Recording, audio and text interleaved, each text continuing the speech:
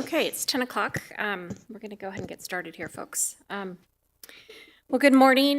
This is the June 18th, 2026 Placer County Zoning Administrator and Parcel Review Committee hearing. So thank you for being here today. My name is Crystal Jacobson, and I will be the hearing officer for today's hearing. I want to start by providing some information about participation in the hearing process.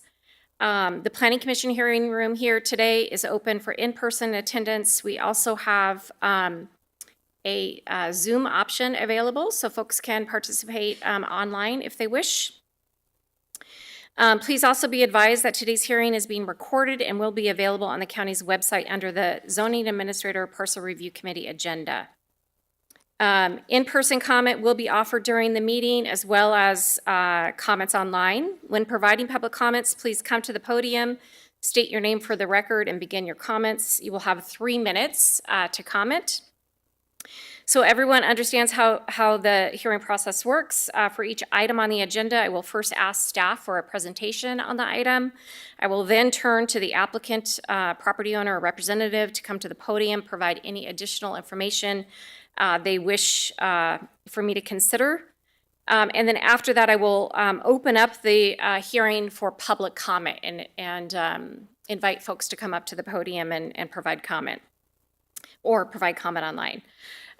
So before we begin reviewing the items listed on the agenda, I kind of want to open the floor here to public comment on items or matters that are not included on the agenda. So this is an opportunity for folks to come up and express anything that they want to, provide any comments to the county on items that are not included on today's agenda. So with that, I'm going to see, is anybody wish to provide public comment on any items not on today's agenda? I don't see any here in the room. Anybody online? I see no hands raised. Okay, with that, I'm going to move on. And I am going to now cover the consent agenda. So this is items 9 through 14 on our agenda. All items will be approved by a single vote. Anybody may ask to address consent items prior to my taking action with that single vote.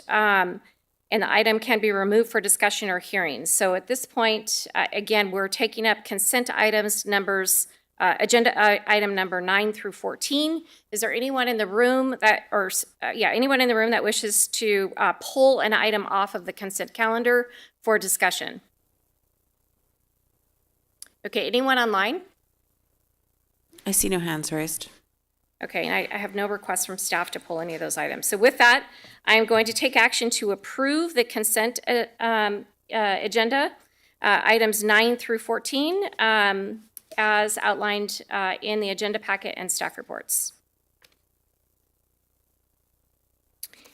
And with that, we are going to, so again, just to clarify, so everyone, whoever's online or in the room knows, items 9 through 14 have now been approved, and so we will not be taking those up any further in today's meeting. So if you were here for items 9 through 14, you are free to go. With that, I'm going to now move on to items number 1 on our agenda, which is our 10 a.m. item. This is the Golden State Homes minor use permit. It's PLN 24-00022. I want to first note that we have received a couple of comment letters, it looks like, on this one. And so with that, I'm going to go ahead and turn to staff for a report on the item. Thank you, Ms. Jacobson. Martin Romero, Associate Planner, presenting the Golden State Homes project. Staff requests that the zoning administrator conduct a public hearing to consider the Golden State Homes minor use permit, PLN 24-00022, and take the following action. Determine that the proposed action to deny the project is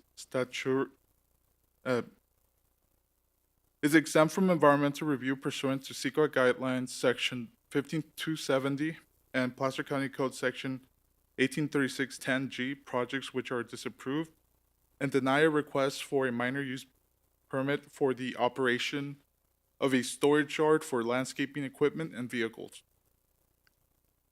The applicant, Brett Payton, on behalf of the property owner Golden State Homes, requests the approval of a minor use permit to allow for the operation of a storage yard for landscaping equipment and vehicles.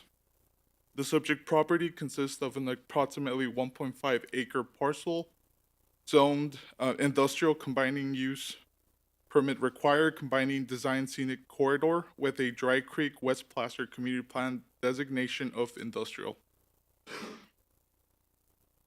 The project site is located approximately 264 feet north of the Bedell Lane and Bedell Court intersection. It is assessor's parcel number 473-040-006-000. Access to the site is currently achieved via an unpaved road extending south from the project site to Bedell Court. The site is currently undeveloped and lacks the required site improvements to accommodate the proposed storage yard use.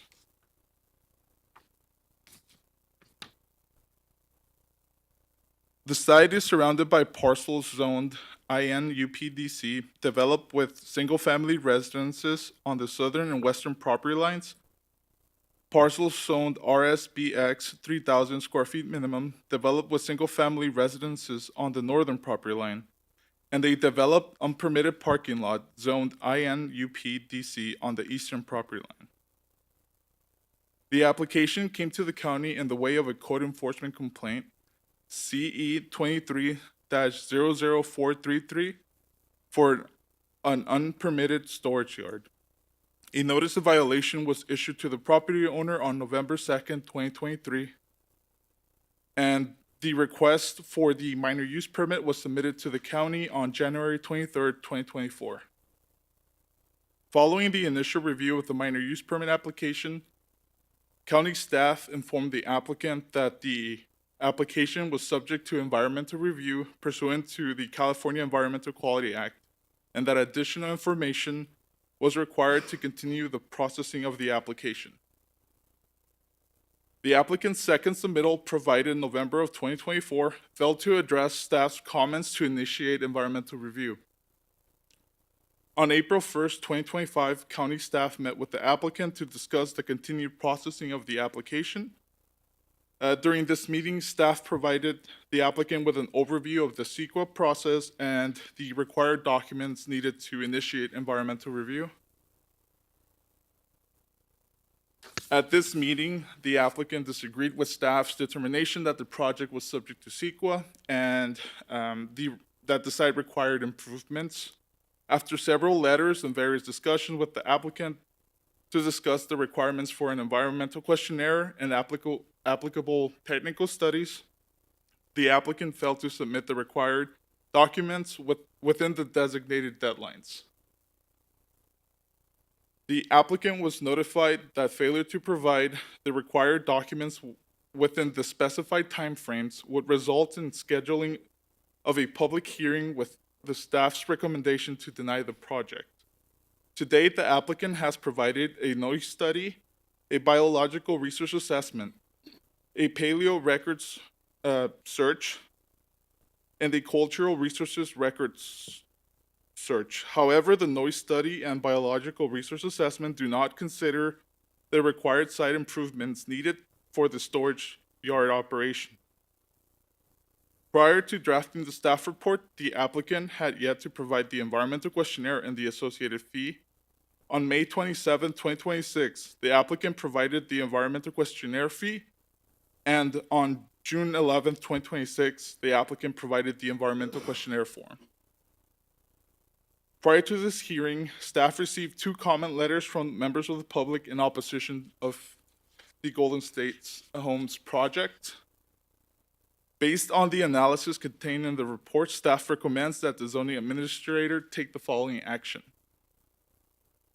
Determine that the proposed action to deny the project is exempt from environmental review pursuant to CEQA guidelines section 15270 and Placer County Code sections 183610G, projects which are disapproved, and deny the Golden State Homes minor use permit request for the operation of a storage yard for landscaping equipment and vehicles. This concludes my presentation. I am available to answer any questions. Okay, thank you very much. So I do have just a couple clarifying questions. So number one, this did come in through code enforcement, right? So it was a formal complaint, and wondering, is that sort of, it's still considered an active violation? It's still active. Okay. And so the entitlement itself would cure the violation. So, okay, the application was submitted, it looks like in January 2024, and then it was deemed incomplete shortly after that. And it looks like you met with the applicant in November 2025 to kind of walk through again what was required and needed to, to get them through the entitlement process. But then you still didn't receive, they submitted some studies, but they didn't address everything that was asked by your team, the staff team, for them to address. So it looks like you between November and now, you did not get the materials needed to be able to do your evaluation. Is that Correct. And then a week or two prior to this hearing, we did receive the environmental questionnaire. That is the document needed to initiate CEQA review. So we have it now, but we didn't have it at the time we had requested. understood? Okay. Okay. I think that's it for you. Thank you for that. I'm going to move on to environmental health. Good morning, Ms. Jacobson. No additional comments. Okay, thank you. Engineering and surveying. Engineering and surveying supports staff's recommendation. Okay, thank you very much. So with that, I'm going to go ahead now and turn to see if the owner, applicant, or representative is in the room. Yeah, please come to the podium. State your name for the record. I can, yeah. Good morning.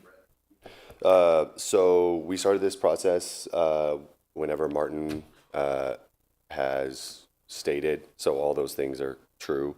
During that time period, we've successfully completed a series of technical studies to ensure no impacts would occur.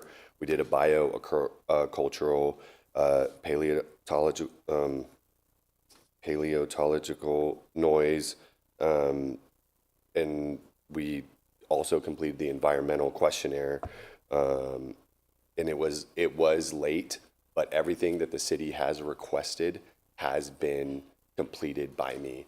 They've worked pretty closely with me with conversations, and Martin assured me in the beginning, hey, Brett, I know this is something new to you, but we are going to work through this process with you.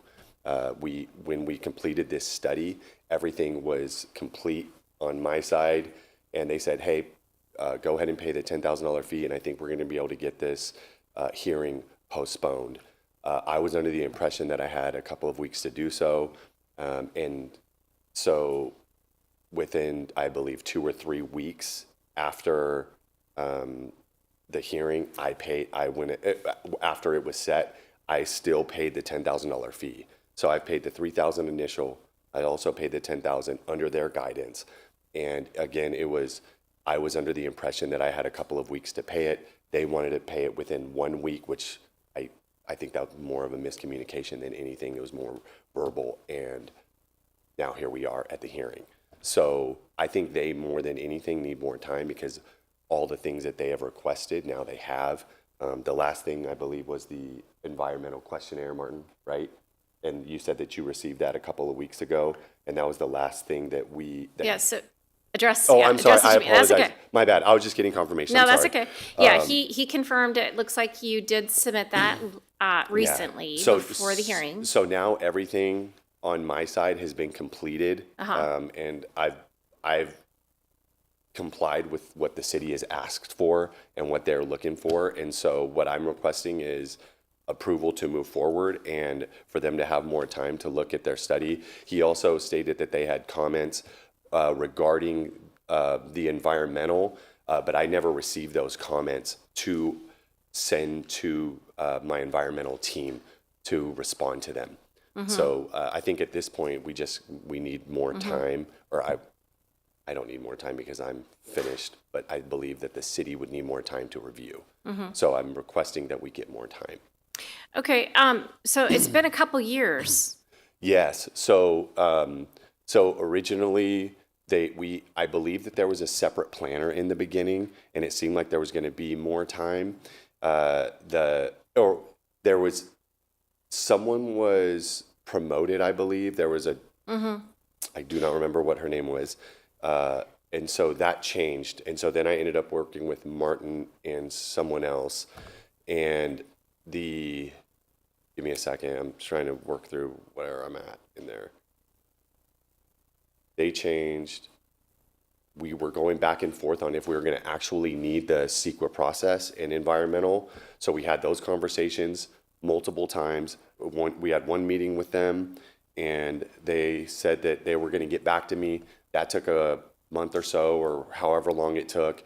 I then spoke with the head of Alex Fisher, and he said, "Hey, Brett, you're going to have to do it." Like that was like the last, and I'm like, okay, fine. Once I talked with him, I then realized, I'm like, there's no way around it. I was trying to figure out, how do we get around this process? And he said, there's no way around it. You're going to have to do it. That's when I got my environmental team together. They jumped on it. We provided them the environmental. I gave it to them. They said, okay, everything looks good. And then I didn't realize that we still needed the environmental questionnaire. And so then I had them fill out the environmental questionnaire. So it was a little bit pieced together, but at the same time, again, everything that they have requested, I have provided. So, and again, this is a new process to me. I initially did not think that this was going to be that big of a deal because there were so many other properties around me that do the same exact thing. This is also zoned light industrial, which is supposed to be for this type of project. These are How long have you owned the property?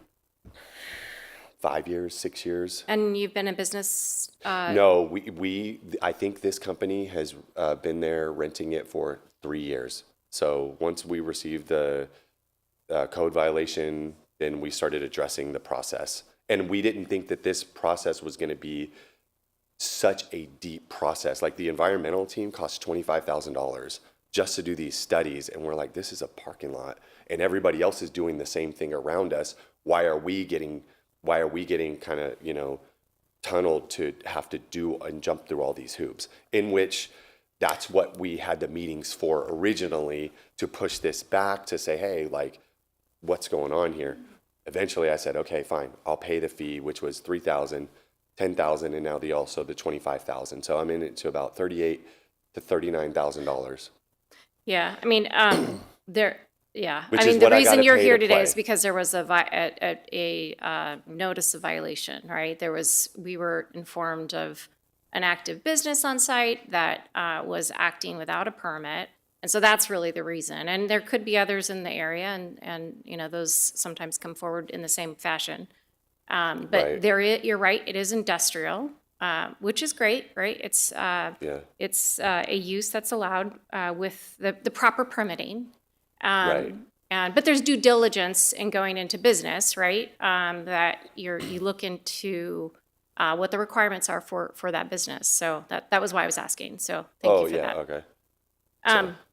Anything else? What I'm going to do is open it up to public comment. We did receive a couple of letters, written correspondence that came in. I do need to open it up. I can, unless you have anything else for me now, I can ask you to come. I can have you come back up to the podium after I take public comment, or do you have anything else right now that you don't want to know? No, I think I feel like I've addressed it pretty well. Do you have any other questions for me? Not right now. Okay. But I will provide an opportunity for you to come back up. Okay. All right. Okay. Thank you. Thank you. Okay, with that, this is a public hearing. I'm going to open up the public hearing and see if there's anyone in the room that wishes to provide public comment on this item. Okay, is there anyone online that wishes to provide public comment on this? Yes, we do have a commenter. Okay. Please unmute your mic and give your comments. Hi, can you hear me? Yes, we can hear you. Hi, my name is Oleg Manzuk. I live in the community that is noted as being to the north of the parcel.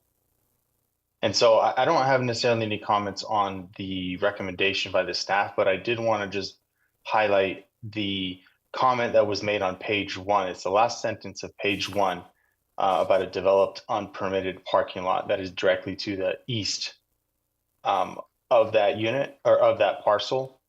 And so, I think the owner was making a good point that there's others doing the same thing. And I think they are doing the same thing, at least this particular one, because they see that their neighbor is doing it as well. And so this particular, you can see on page, I believe it's 10, you can see that they've essentially they gravelled over and set up an RV parking lot over in their lot.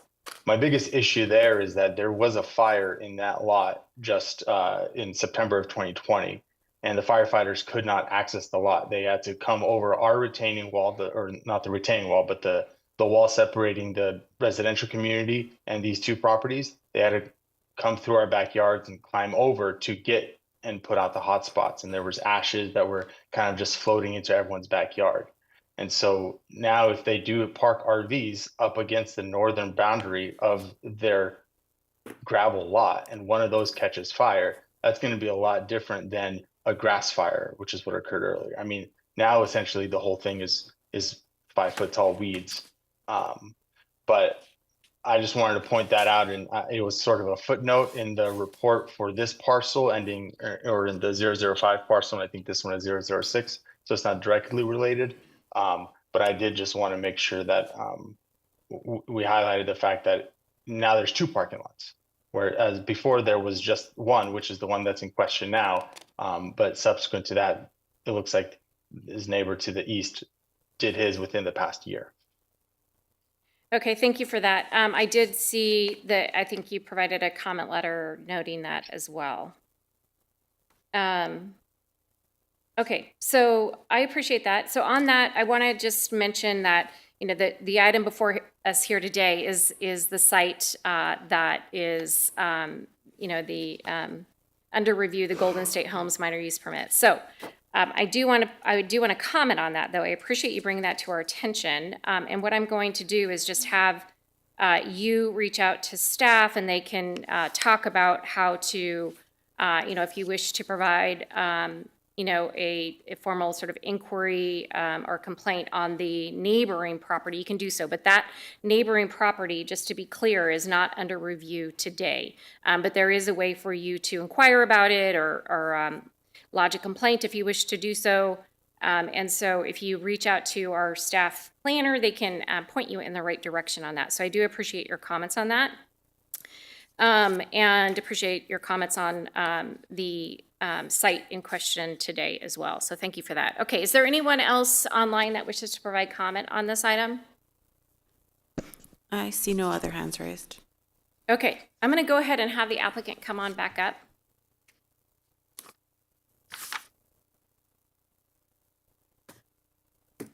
Okay, so I want to state, again, just sort of underscore the need for due diligence, right? When you're, I really love the idea of startup companies and supporting small business. And so this is really a hard place to be in because, the business was operating without a permit. Clearly there was no due diligence done. It's not a small business necessarily. I mean, you've got, I think, up to 40. We were told in the beginning to request as many as we can possibly get, just in case the company was growing. But really, I think there's 13. But I'm just saying, like 44 employees at this point and 20 trucks on site. I mean, it's kind of grown, right, to a size where, time to kind of figure out what is needed to do to be legally permitted. And there's a reason for it. Number one, it's required in the code. But number two, it's about addressing concerns related to neighborhood compatibility, right? This is an industrial zone, which is great. We need those types of zones in the county for these types of uses because these are uses that are needed in our community. But it does abut, there's residential homes to the north and some surrounding rural residential around it that I saw. I have been out there. And so, the regulations and the permit essentially allows us to review the project and apply various different, requirements to the project to protect the public, right? And to address things like screening or noise or traffic and that sort of thing. A fire hazard, for example, like was mentioned today. So that's really the reason for for the process. And it sometimes can be a hard process, but I like to think that we are here to help guide people through the process, and we have been trying to guide you for, it sounds like 2 years, the county has. To really, to no avail, because we're here today and you just submitted, the necessary EQ for us to get through the CEQA process. Well, we have it. So everything that you guys have helped me get through, I have it. It's there. It's paid for. It's done. So, and again, I think that having it come to this point I think it's aggressive in the sense of I've already spent the money. Like if it was, hey, Brett, like it's going to go to the hearing, then don't spend the extra $10,000. Like that's, Yeah, it's not a little bit of money. Yeah. So don't spend the extra $25,000 on the environmental. And it's, and I'm kind of like in this middle ground of, okay, well, are you guys my friends? Are you really trying to help me? Or do you just want fees? Like, and I understand what you're saying about the code violations. I get that. But again, I've worked through it and I've paid it and I'm here. Yeah, So- and I appreciate that. I do. I don't think it's I wouldn't use the word aggressive. I mean, I respect your opinion on that. Yeah. But I do think there's a process we have to follow, right? And we're here to do our jobs. And I will say, on the code violation, it's a hard position to be in working in code enforcement as well. But the cure for it is to get through the process. And so while it may appear aggressive to you, 2 years to get through a process after a violation has been lodged is it's Yeah. it's kind of a long time. So I totally understand that. I think most of that process, though, was the questioning of what was actually happening and why. Because, again, just like Mr. Manzi was pointing out, there's a lot of other people doing the same thing. And so me getting pointed out and saying, hey, it's like that's where coming into the county, having the questions. So, yes, I think if you look at it from a high level, you're like, well, 2 years is a long time. But during that time period, I was working with the county back and forth. Hey, why are we having to do this? Then I went up to Alex, talked with Alex. And once Alex and Martin was also in that meeting, he's like, Brett, you got to do it. And if you look at it from that timeline to where we are now, that timeline is much, much smaller. So that's when I'm like, okay, I have to do it. I think that's where, if we looked at it from that time, it would be, again, a lot more realistic if you're looking at it from there. Because before I just thought, okay, like we can work through this, like, because again, the other neighboring properties are doing the same thing, just like Oleg was stating. So I think that's where the 2 years looks way longer than it yeah, really is. yeah. So Okay. That's Okay. So you are committed to going through the CEQA process, the California Environmental Quality Act, and getting through that, and working with our team productively to address items that have been raised, that items that we need to do our review, so that when it comes before me again, or this the zoning administrator again, we have a full, complete package to assess. Absolutely. And I actually think I literally have every single thing that you guys have requested. So the CEQA, like all the environmental, all the applications, all the environmental questionnaire is all finished. I just don't have a response from the county yet that we can address.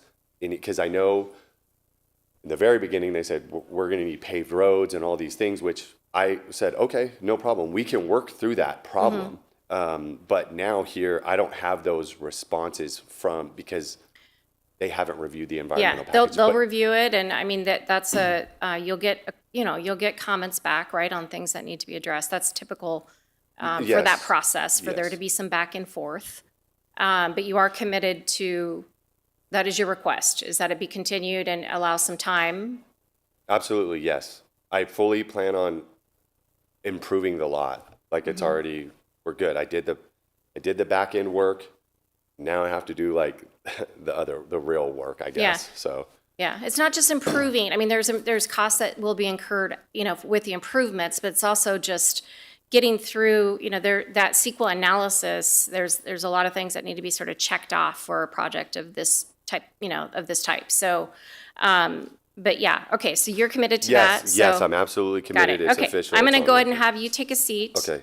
And then I'm going to close the public hearing. Go ahead. Yep, thank you. And I'm going to turn to staff really quick. I just had one question about the environmental questionnaire and the fee. So that's paid. Are there any other technical studies that were identified that were needed as part of to do the SQL analysis? So we do have the environmental questionnaire. We have the biological research assessment, cultural and paleo record searches. For planning's comments, that would Okay. address our comments. But since it never initiated CEQA review, that review didn't occur. So I'm not sure if environmental health and engineering might Okay. need additional documents or revisions to the submittal. Great. I'm just going to go down the line here and have you provide some comment on that. Environmental health did not require any additional studies for Okay. the CEQA. Great. Thank you. Engineering? Yeah, engineering and surveying would need likely a drainage technical memorandum, stormwater quality plan, and a grading. Okay, plan. so there's some additional materials that would be needed as part of that SQL analysis, is what I'm hearing from engineering. So I just want to put that out there. Yes, that's Sounds correct. like the applicant is committed to going through the process, but I just want to, for the record, note that there may be some additional items, and so I want to be really transparent in this decision-making process. So, okay, thank you for that. So with that, I am going to, I appreciate that the applicant has submitted the environmental questionnaire and paid the fees, and it sounds like he's committed. So I am going to take action to continue this item off calendar and allow more time. Takes typically about 6 months to get through that process. So I would hope that this item is back before the zoning administrator I would hope that the applicant is doing their due diligence to get the necessary materials in that staff is asking for so that we can bring it back before the zoning administrator for consideration. So that concludes my action on this item. And again, I just want to point out to you for folks online, that is continued off calendar. So when it comes back to the zoning administrator, it will be noticed again. Okay, so we will send notices out so folks know when it's going to be heard before the zoning administrator. Thank you.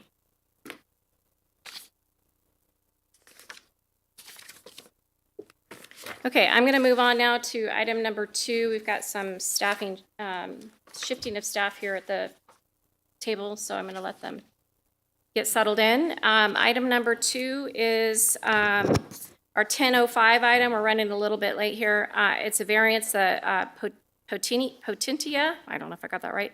Variance PLN 26-00120. This item, we did receive kind of a last minute comment that I saw come in on this. So with that, I'm going to go ahead. Hi there. I'm going to go ahead and turn it to staff for a report on the item. Thank you, Ms. Jacobson. My name is Allison Musling, and I will be presenting this item. Staff requests the zoning administrator conduct a public hearing to consider the Potentia variance and take the following actions.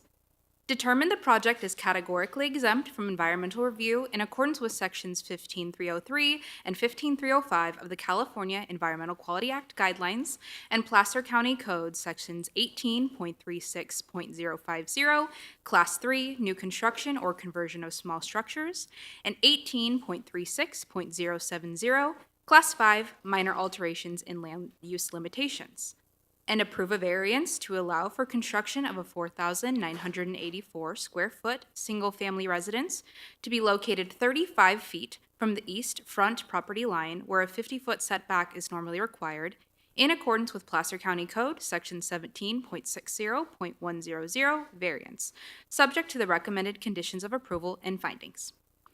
The applicant is requesting approval of a variance to allow for the construction of a 4,984 square foot single-family residence to be located 35 feet from the east front property line where a 50-foot setback is normally required.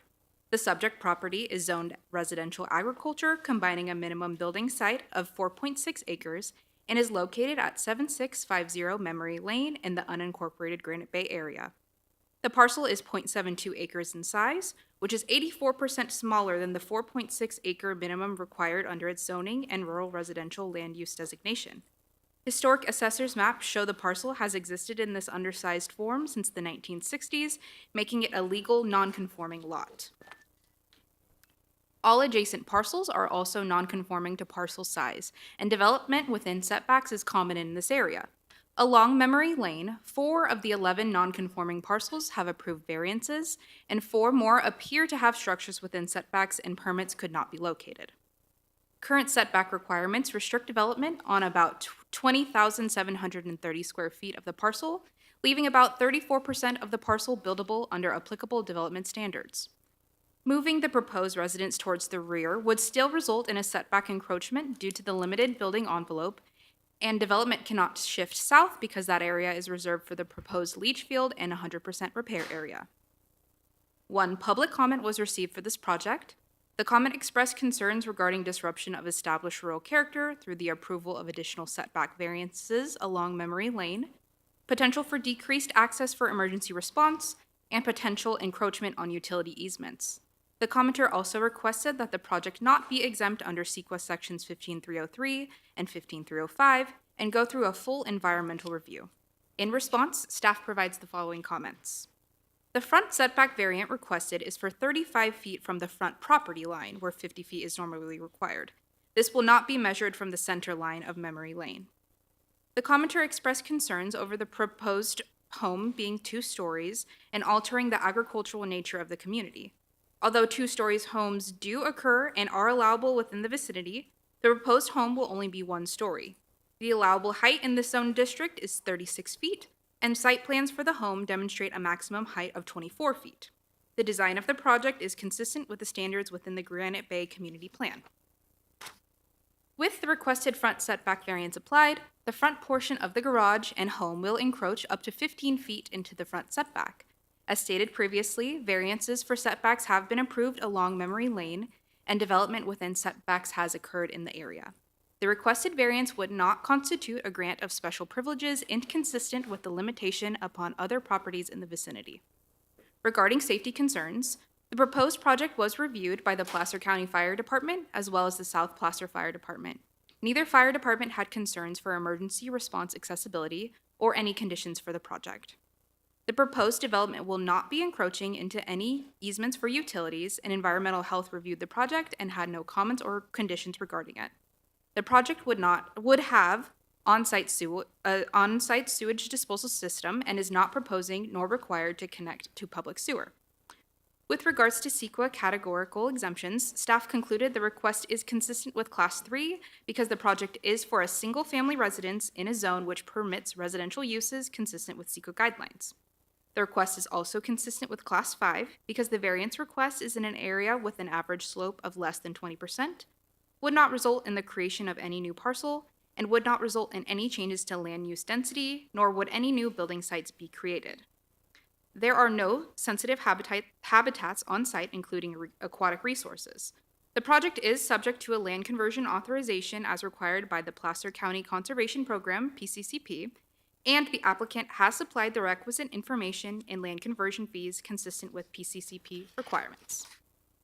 In reviewing the materials presented in the variance application, the physical attributes of the project site, including legal nonconforming parcel size, limited building space, and the locations of the proposed leach lines and septic repair area, staff has determined that special circumstances exist on site.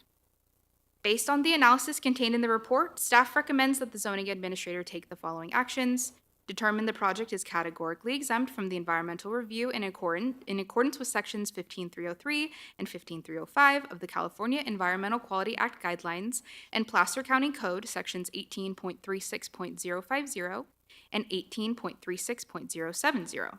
Approve a variance to allow for the construction of a 4,984 square foot single-family residence to be located 35 feet from the east front property line where a 50-foot setback is normally required, in accordance with Placer County Code, Section 17.60.100, variance. subject to the recommended conditions of approval and findings. Thank you. This concludes my presentation. I'm available for any questions, and the applicant team is available via Zoom. Great, thank you very much. So I just had, it looks like, one of the comments was about the easements, but it looks like all the development is outside of the easements. It looks like to me on the site plan. That is correct. Okay. Okay, I'm going to go ahead and thank you for that. I'm going to turn to environmental health. Do you have any comments on this? Environmental Health supports staff's recommendation with no additional comments. Okay, and engineering and surveying. Any comments? Thank you, Ms. Jacobson. Engineering and surveying supports staff's recommendation with no conditions or comments. Okay, thank you for that. So with that, I'm going to go ahead now and turn to the applicant owner representative. If they can come up to the podium, please. Oh, they're online. I'm sorry. I thought they were in the room. I thought you were pointing to the room, but okay. Yeah, can we go ahead and pull them in? Thank you. They're ready. Go ahead and unmute your mic and give your comments. Hello, everybody. Hi there. Can you just state your name for the record? My name is Benjamin Bondrock. I'm one of the owners of Potentia Holdings. Oh, great. Okay. I just wanted to see if you had anything you wanted to add for me to consider today. No, not really. Just wanted to thank everybody for their time and efforts. Okay, thank you for that. And then also just make sure, did you get a copy of the staff report package? Yes, I did. Okay, and you're comfortable with the conditions as recommended? Yes, I am. Okay, Yes, great. Thank you for that. Okay, this is a public hearing. I'm going to open the public hearing and now turn to see if there's anyone in the audience that wishes to provide comment on this item. Yes, please come up to the podium and state your name for the record.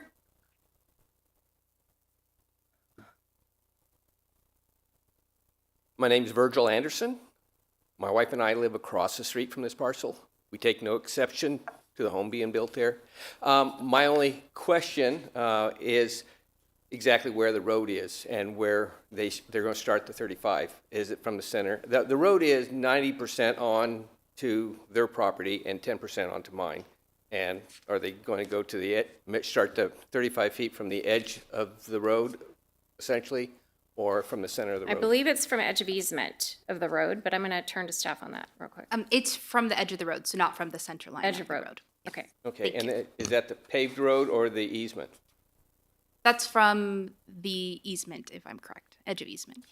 Okay, That's what I had seen. Yeah, edge of easement. then I have absolutely no exceptions with the project. Okay, thank you Thank so you. much for being here. Thanks. And commenting. Okay, again, this is a public hearing. Is there anyone else in the room that wishes to provide comment on this item? Okay, is there anyone online that wishes to provide comment on this item? I see no hands raised. Okay. With that, I'm going to close the public hearing. I don't have any more questions for staff. I did review the comment letter that came in, and I feel like staff have kind of gone through it point by point and addressed it. I did go out to the site on this one, and it's pretty, small road. It's not a thoroughfare by any means. It does look like there are a number of homes that are kind of encroaching into that front setback area. Some of them were probably built years ago before that setback existed, and some more recent, it looks like. I will also just point out the site, is definitely, I would say, constrained with the leach field areas and development, past development on the site. But then also just, it is kind of a shallow lot is what I noticed. And then in looking at the site plan and the placement of the house on the site, while it is a larger house, it's really just a very small portion of the garage, it looks like, and a little tiny portion of the house that encroaches in.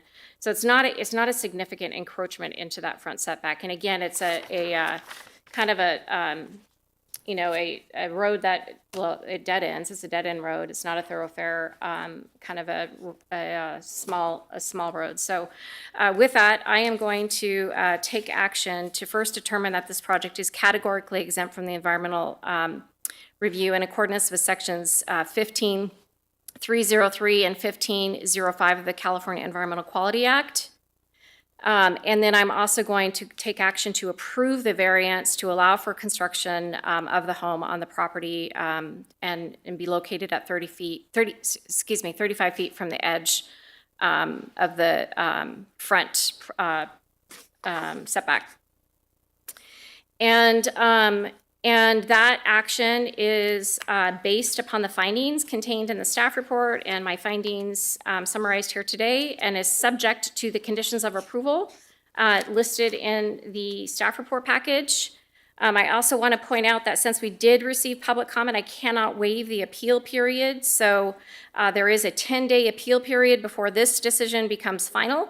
If anyone disagrees with my decision here today or feels that they have been adversely affected, they can file an appeal of my decision, and my decision would be set aside until such time that the appeal can be heard by the Placer County Planning Commission. Should an appeal be filed, it is subject to a filing fee of $774. So that concludes item number 2 on today's agenda. Thank you very much for folks being here in the room and folks online, and thank you, staff.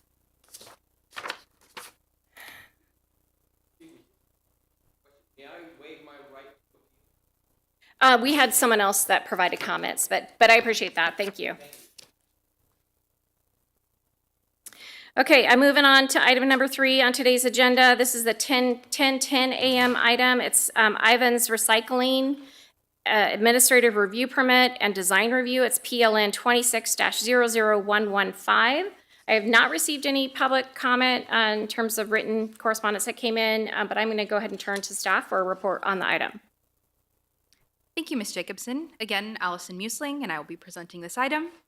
Staff requests the zoning administrator conduct a public hearing to consider the Ivans Recycling LLC Administrative Review Permit and Design Review and take the following actions. Determine the project is categorically exempt from environmental review in accordance with Section 15303 of the California Environmental Quality Act guidelines and Placer County Code Section 18.36.050, Class 3, new construction or conversion of small structures. Approve an administrative review permit to allow for the operation of a temporary mobile beverage container recycling unit in accordance with Placer County Code Section 17.58.100 administrative review permits, subject to the recommended conditions of approval and based on the findings within the staff report. Approve a design review for the installation and operation of a temporary mobile beverage container recycling unit in accordance with Placer County Code Section 17.52.070, design review, subject to the recommended conditions of approval. The subject property comprises approximately 2.48 acres and is currently zoned general commercial combining design scenic corridor and is located in the village center where the holiday market is located at 16981 Placer Hills Road in the unincorporated Meadow Vista area. The applicant is requesting an approval of an administrative review permit and design review to allow for the operation of a temporary mobile CRV beverage container redemption service using a box truck and pop-up tent.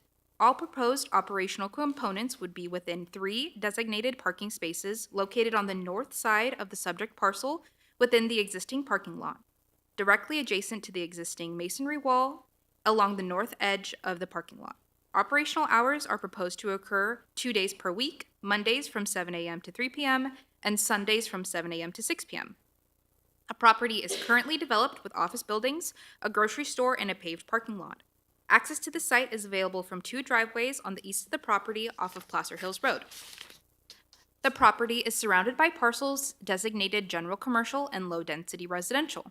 These adjacent uses are compatible with the proposed recycling collection activity as the operation involves low-intensity, short-duration visits by customers and is conducted entirely within a designated portion of the parking area. This site requires 90 parking spaces to be available and 109 are provided. The use of 3 parking spaces during the proposed operating hours would not result in a reduction to the required amount of parking spaces for the other uses on the site.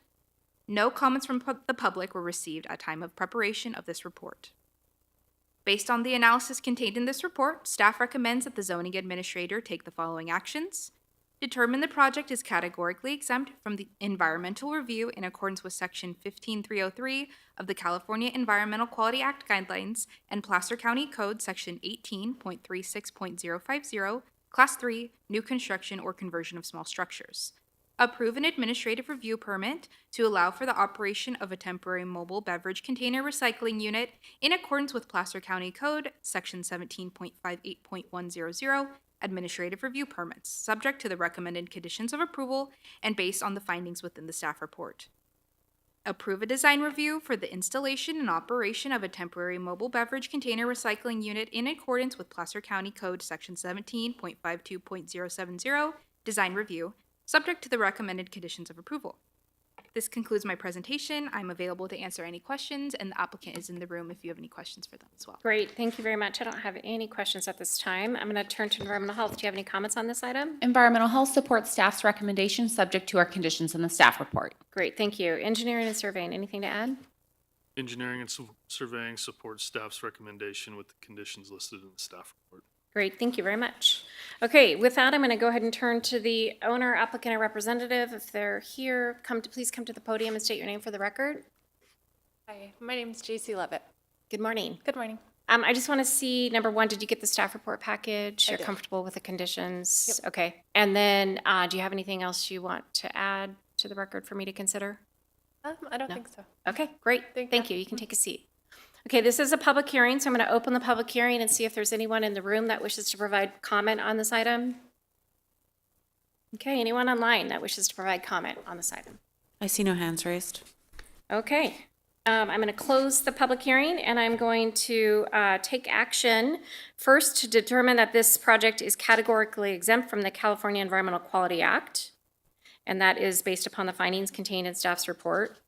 I'm also going to take action to approve the administrative review permit to allow for the operation of the temporary mobile beverage container recycling unit. And that action is based upon the findings contained in the staff report and subject to the conditions of approval also attached to staff report package. And then I'm also going to take action to approve the design review for the project. And that design review is also based upon the findings contained in staff's report, and based upon, and subject to the conditions of approval attached to the report as well. So that concludes my action on the item. Since we didn't have any public comment on this item, I can waive the appeal period. And the only person that would have the right to appeal would be the applicant. So you are free to go and implement your project. Thank you very much for being here. And thank you, staff, for that.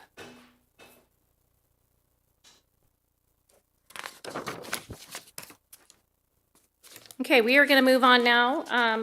We're going to shuffle the staff table, but we're going to move on now to the 1015 item. This is item number 4 on today's agenda. This is the massage therapy minor use permit, PLN 26-00069. I have not seen any public comment come in on this one, so I'm going to just go straight to staff, or if they're ready. Sorry about that. Are you ready? Yes, I am. Okay, Thank if you. you can provide a report, that would be great. Thank you. Thank you, Ms. Jacobson. I am Rebecca Lazardi, Assistant Planner, and I will be presenting this item. Staff requests that the zoning administrator conduct a public hearing to consider the massage therapy minor use permit, PLN 26-00069, and take the following actions. A, determine the project is categorically exempt from environmental review in accordance with Section 15301 of the California Environmental Quality Act guidelines and Placer County Code Section 18.36.030, Class 1, existing facilities. B, approve a minor use permit to allow for a new, appointment-only massage therapy business to operate within an existing building, subject to the recommended conditions of approval. The 0.6 acre subject property is zoned office professional, combining design scenic corridor, combining aircraft overflight, and is located at 4130 Grass Valley Highway, Suite B in North Auburn. The property is developed with a 2,359 square foot commercial building, paved driveway, parking lot, and landscaped frontage adjacent to Grass Valley Highway. The existing building has 3 independent commercial suites. The eastern portion of the subject property remains undeveloped, with natural terrain and a wooden fence providing a buffer from single-family residential properties to the east. Parcels to the north and south are developed with offices and commercial buildings. The proposed project is a new appointment-only massage therapy business operated by massage therapists certified by the California Massage Therapy Council. The business will have approximately 4 customers per day and no appointments will overlap. Appointments will be available Monday to Sunday, 10 a.m. to 8 p.m. The business plans to have 1 on-site employee. The proposed business will operate entirely within an existing commercial tenant space. The project does not propose changes to the building, landscape, parking, or vehicle access. Please note that there is a discrepancy between the staff report and the site plan for the number of parking spaces and parking space dimensions. The information contained within the staff report is correct, and the accurate figures are 12 parking spaces with dimensions of 10 feet by 20 feet. The parking availability and dimensions are consistent with zoning ordinance requirements.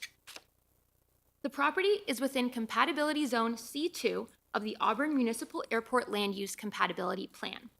Personal services are an allowed use within this zone, and the site's floor area ratio of 0.09 is below the C2 zone's maximum of 0.92 for personal services.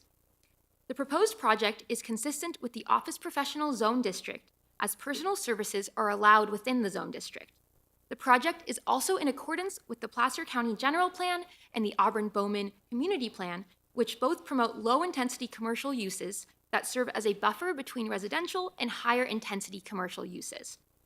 Prior to today's hearing, no written public comments were received for this item. In reviewing the materials presented in the minor use permit application, staff's analysis has determined that the applicant's proposal to open an appointment-only massage therapy business is consistent with use and development standards contained within the Placer County zoning ordinance. Based on the analysis contained in the staff report, staff recommends that the zoning administrator take the following actions. 1, determine that the project is categorically exempt from environmental review in accordance with Section 15301 of the California Environmental Quality Act guidelines and Placer County Code, Section 18.36.030, Class 1 Existing Facilities, because the minor use permit applies to an existing facility and proposes no changes to the building or parcel and the establishment of a personal service use. There is no exception to this finding. 2, approve a minor use permit to allow for a new appointment-only massage therapy business to operate within an existing building, subject to the conditions of approval and based on the findings contained within the staff report. This concludes my presentation. I am available to answer any questions, and the applicant is also in attendance over Zoom to answer questions as well. Thank you so much. Great, thank you. I don't think I have any questions for you. Thank you very much. I'm going to turn and go to environmental health. Anything to add on this item? No additional comments for environmental health. Okay, and engineering and surveying, anything to add? Engineering and surveying support staff's recommendation with no comments or conditions. Okay, great, thank you. Okay, with that, I'm going to go ahead and turn to the owner applicant or representative who sounds like is on Zoom. Okay, if you're there, can you please state your name for the record? Hello.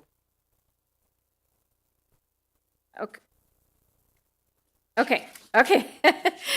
Great, thank you for being here. So I just wanted to check and see if you have received a copy of staff's report and package. Are you there? Good morning. I don't have anything to add regarding this matter. Okay. So I choose not to speak. But I would like to take this opportunity to express my respect to Ms. Lizard and the team. They are professional, rigorous, responsible, and patient. Finally, thank you all for your time and for allowing me to opportunity to speak. Thank you. Thank you. Okay, great. I'm going to go ahead now and open the public hearing and see if there's anyone in the room that wishes to provide comment on this item. Okay, I don't see anyone in the room that is coming up to the podium. Is there anyone online that wishes to provide comment on this? I see no hands raised. Okay, with that, I'm going to close the public hearing, and I'm going to first take action to determine that the project is categorically exempt from the California Environmental Quality Act as found. That's based on the findings in the staff report package. And then I'm going to also take action to approve the minor use permit to allow for the appointment-only massage therapy business to operate within the existing building. And that action is based upon the findings contained in the staff report and also subject to the conditions of approval. And so that this item, since we did not receive public comment, I can waive the appeal period. So the only person that would have the right to appeal is the applicant. So you are free to go and implement your project. Thank you for being here online, and thank you to staff.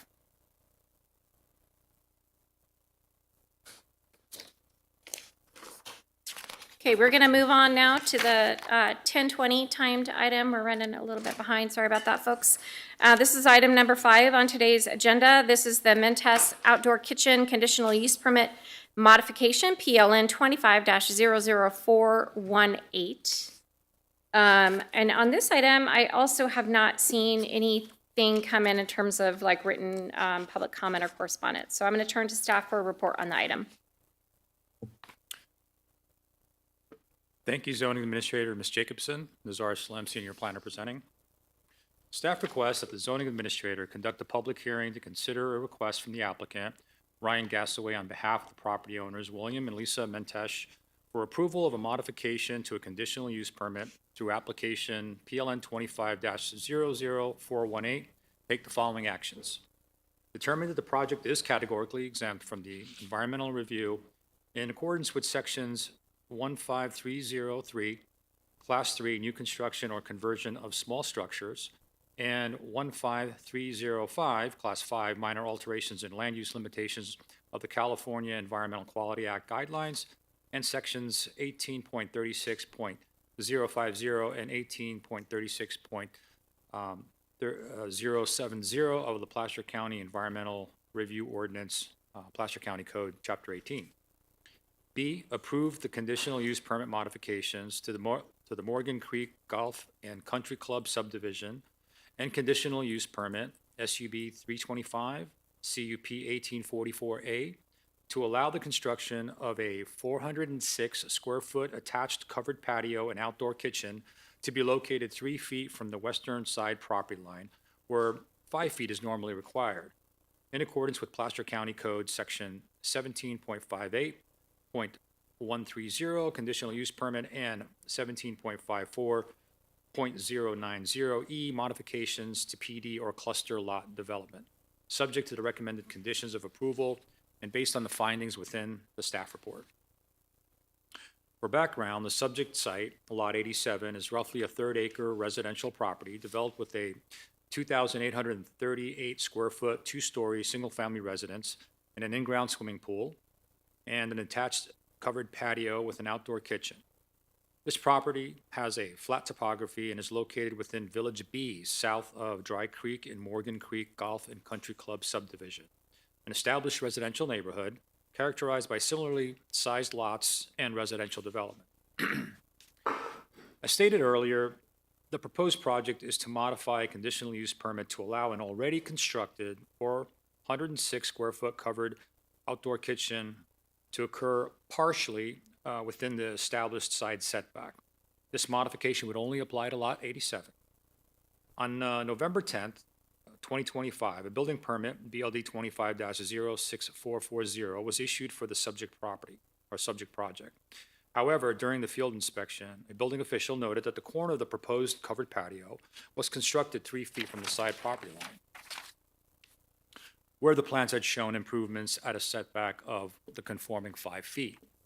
The applicant subsequently applied for a conditional use permit modification to the Morgan Creek Golf and Country Club subdivision and conditional use permit, SUB 325 / CUP 1844A, to allow a portion of the constructed 406 square foot attached covered patio and outdoor kitchen to be located 3 feet from the western side property line. It should be noted that the lot is somewhat pie-shaped with an angled side property line that fans away from the structure as it continues to the rear corner of the lot. Due to the shape of the lot and position of the patio, the requested 3-foot setback would only affect approximately 18 square feet or 18 square foot portion of the structure, which is adjacent to the side setback. The remaining 388 square feet, or 95%, of the outdoor kitchen would be subject to and meets the required 5-foot setback, as noted in development standards for the Morgan Creek Golf and Country Club subdivision, in this case Village B, and the conditional use permit SUB 325, CUP 1844A. Further, this modification would be limited to the specific parcel and the covered patio and outdoor kitchen located thereon. For recommendation, based on the analysis contained in this report, staff recommends that the zoning administrator take the following actions. 1, determine that the project is categorically exempt from the environmental review in accordance to sections 15303, Class 3, new construction of small structures, and 15305, Class 5, minor alterations in land use limitations of the California Environmental Quality Act guidelines, and sections 18.36.050 and 18.36.070, the Placer County Environmental Review Ordinance, because the proposed construction of a covered patio and outdoor kitchen is exempt project under Class 3, and adjusting the setback is exempt under Class 5. That would not result in any creation of new parcel. There are no exceptions to this finding.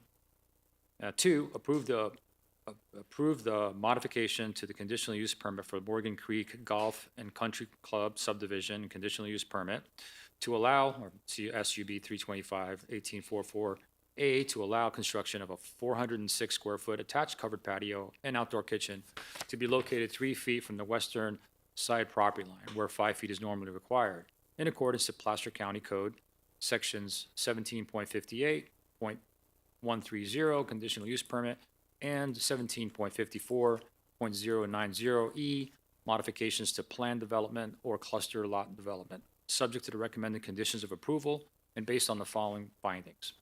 A, the change affects no more than 4 parcels in the planned development or cluster lot development.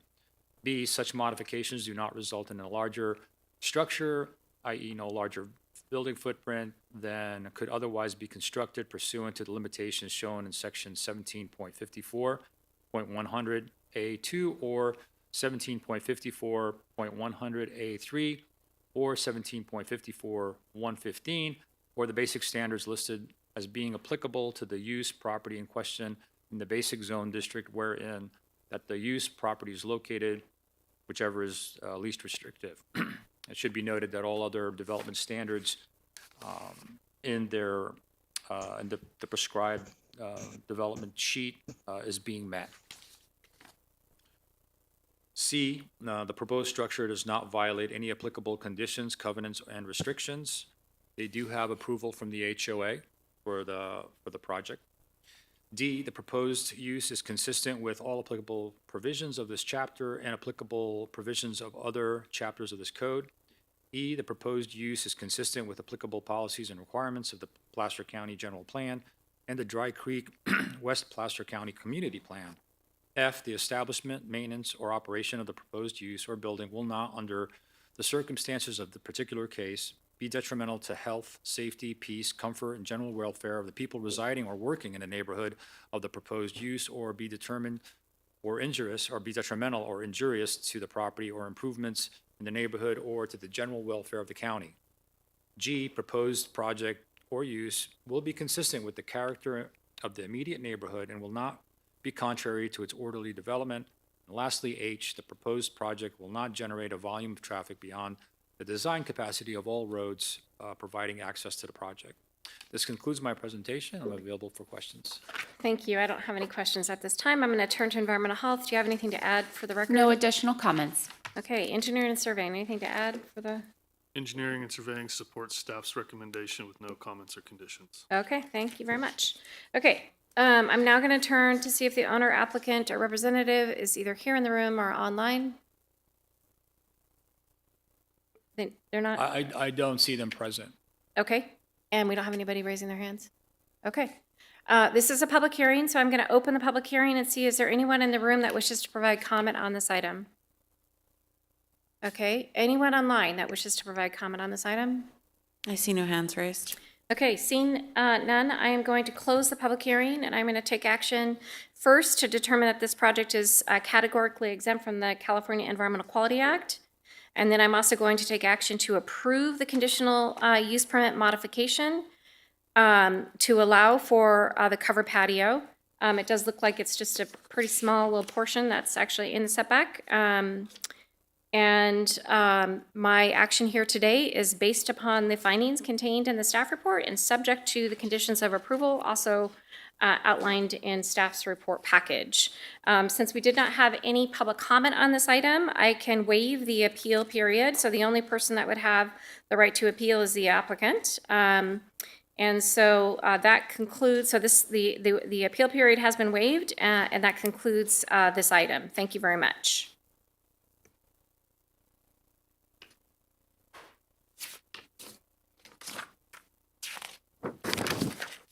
Okay, we are now going to move on to item number 6 on the agenda. This is the 10:25 timed item. This is the Alpine Circle Road T-Mobile Communications Facility antenna.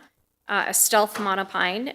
Extension of time, PLN 22-00178-EOT001. So those are the permit numbers. And administrative review permit, which is PLN 26-00053. So this is up in the Tahoe area, so I'm sure we've got some folks on Zoom here today.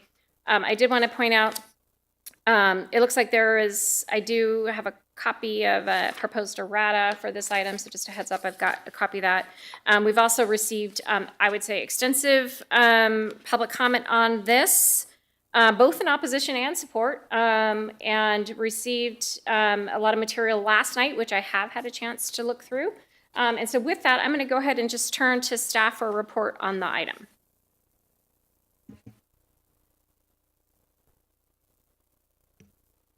Sorry, I'm used to being on Zoom. My name's Heather Beckman. I'm a senior planner working out of the Tahoe City office. So the project before you today includes 2 separate planning entitlement actions in addition to a finding of a CEQA categorical exemption, or 2 categorical exemptions.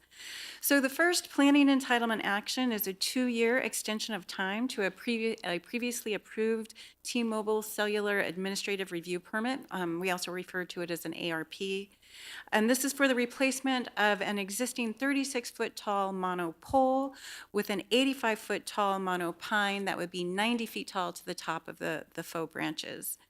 And then the second action would be a modification to the administrative review permit to allow for a 9-foot 5-inch adjustment in the location of the monopine. The 973 square foot T-Mobile cellular lease area, which is the subject of this permit, is located at 2235 Alpine Circle Road. It's on a 10.8 acre parcel that's owned by the River Run Homeowners Association. The parcel is comprised of 4 different zoning districts, and the cellular lease area is located in the open space zone district. The lease area is also, it's located on an existing graded gravel pad. The graded pad is within a heavily forested area on a very steep hill slope. This is west of the River Run and south of the Alpine Manor 1 and Alpine Manor 2 residential subdivisions. On that same graded pad, there's a 22-foot tall community water tank and an entirely separate Verizon cellular lease area that has a similar 90-foot tall monopine located on it. Specific to the site selection for this T-Mobile monopine, the applicant has indicated that the site was chosen due to known cellular coverage gaps in the area, particularly at the intersection of State Route 89 and Alpine Meadows Road. And this is also coupled with the fact that they have a secured lease area for which they already have existing infrastructure. So it's a replacement of a monopole with the monopine, but all of the supporting infrastructures are in place. I'd like to talk a little bit about the project and permitting history. So this T-Mobile lease area was first developed and permitted through an administrative approval back in the early 2000s. There have been a handful of subsequent permits over the years allowing for change out of equipment or antennas, radio units, and equipment, ground equipment. For the proposal that's before us, and going back a little bit in time, on March 21st, 2023, T-Mobile received approval of the administrative review permit that allows for the replacement of the 36-foot tall monopole with the monopine that's before you today. That project was publicly noticed. We did not receive any comment in opposition or support at that time. And so it was approved and had an expiration date of March 21st, 2026. And there was a requirement within that a final inspection, building inspection, had to be approved in order for that permit to be exercised. In September 2024, T-Mobile submitted a building permit for the monopine and to execute that ARP. And while going through the building review process and as part of pre-construction surveys and site visits, it was determined that the existing location of the monopine was quite close to the cut slope behind the graded pad area on which the monopole exists today. So to reduce construction and grading conflicts, the proposal was to move the monopine 9 feet 5 inches to the north. So what this resulted in February 2026, the applicant submitted for the extension of time, followed soon thereafter by an administrative review permit modification for that relocation. So now I'd like to talk a little bit about the hearings. You've seen this briefly 2 times before. So the first was on April 16th. It came before the zoning administrator, but the item was continued due to an error in the agenda. It came back on May 21st, but was continued until today. And that was to allow the applicant time to provide supplemental information, particularly in response to the public comment we received both in April and for the May hearings. So as you mentioned, we've had extensive public comments.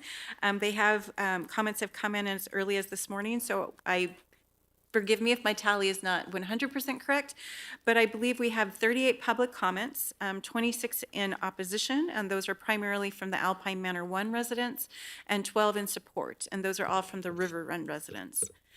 So the comments that we received for the April and May hearings are summarized in the staff report. The comments that we received up to today for today's hearing, I believe we received 25. Of the total 38, 25 were received for today's hearing, 22 in opposition and 3 in support. And I'll just quickly summarize the issues that they brought up, and I'm happy to elaborate on them further if you wish. So the topics range from the application of CEQA exemptions and a desire to see environmental review, concerns about property devaluation due to the proximity of residential properties to cellular facilities, concerns that there are missing information or data gaps in the administrative record for this application. They disagree with 2 of staff's findings for the project. They also expressed concern about legal noticing issues back in 2022 and that it wasn't noticed, the distance for noticing wasn't sufficient and that it would preclude approval of a 2026 extension of time. Concerns about wildfire risks, particularly related to the existing generator and fuel tank, and then radio frequency impacts as well. As you'll see on screen, I also have a very small supplemental PowerPoint that has a handful of visuals in it if you would like to see that to help with the discussion. And I do want to point out that in this slide deck, there is a cellular coverage map that shows the existing coverage gap and then what the T-Mobile antenna would provide. This was provided to staff after my staff report was submitted, so you haven't seen that. Moving on to the analysis and findings, staff has reviewed the project and determined that the applicant has met the criteria for an extension of time. Specifically, they submitted the application within the prescribed time frame. They've submitted a building permit showing diligent pursuit. And there are no changes to the project or the circumstances that staff believes would be grounds for denying the project. As it relates to the modification to the administrative review permit, the applicant has demonstrated that the monopine blends with the surrounding environment, and that's through photo simulations that they've provided. So it has demonstrated that the monopine is visually unobtrusive, and that is a key finding for cellular administrative review permits. Staff's also determined that the project is consistent with Placer County and Alpine Meadows general plans, again, in that the facility is stealth and will not conflict with the existing recreational residential uses in the surrounding area. And finally, this cellular facility has existed for over 2 decades. Today, it is a 36-foot monopole, so it will be replaced with the 90-foot monopine, so something taller. But it is anticipated to operate similar to as it does today, so therefore not generating significant traffic, noise, or other impacts. As you mentioned, staff, I did provide an errata, and that's to modify attachment B, or the conditions of approval.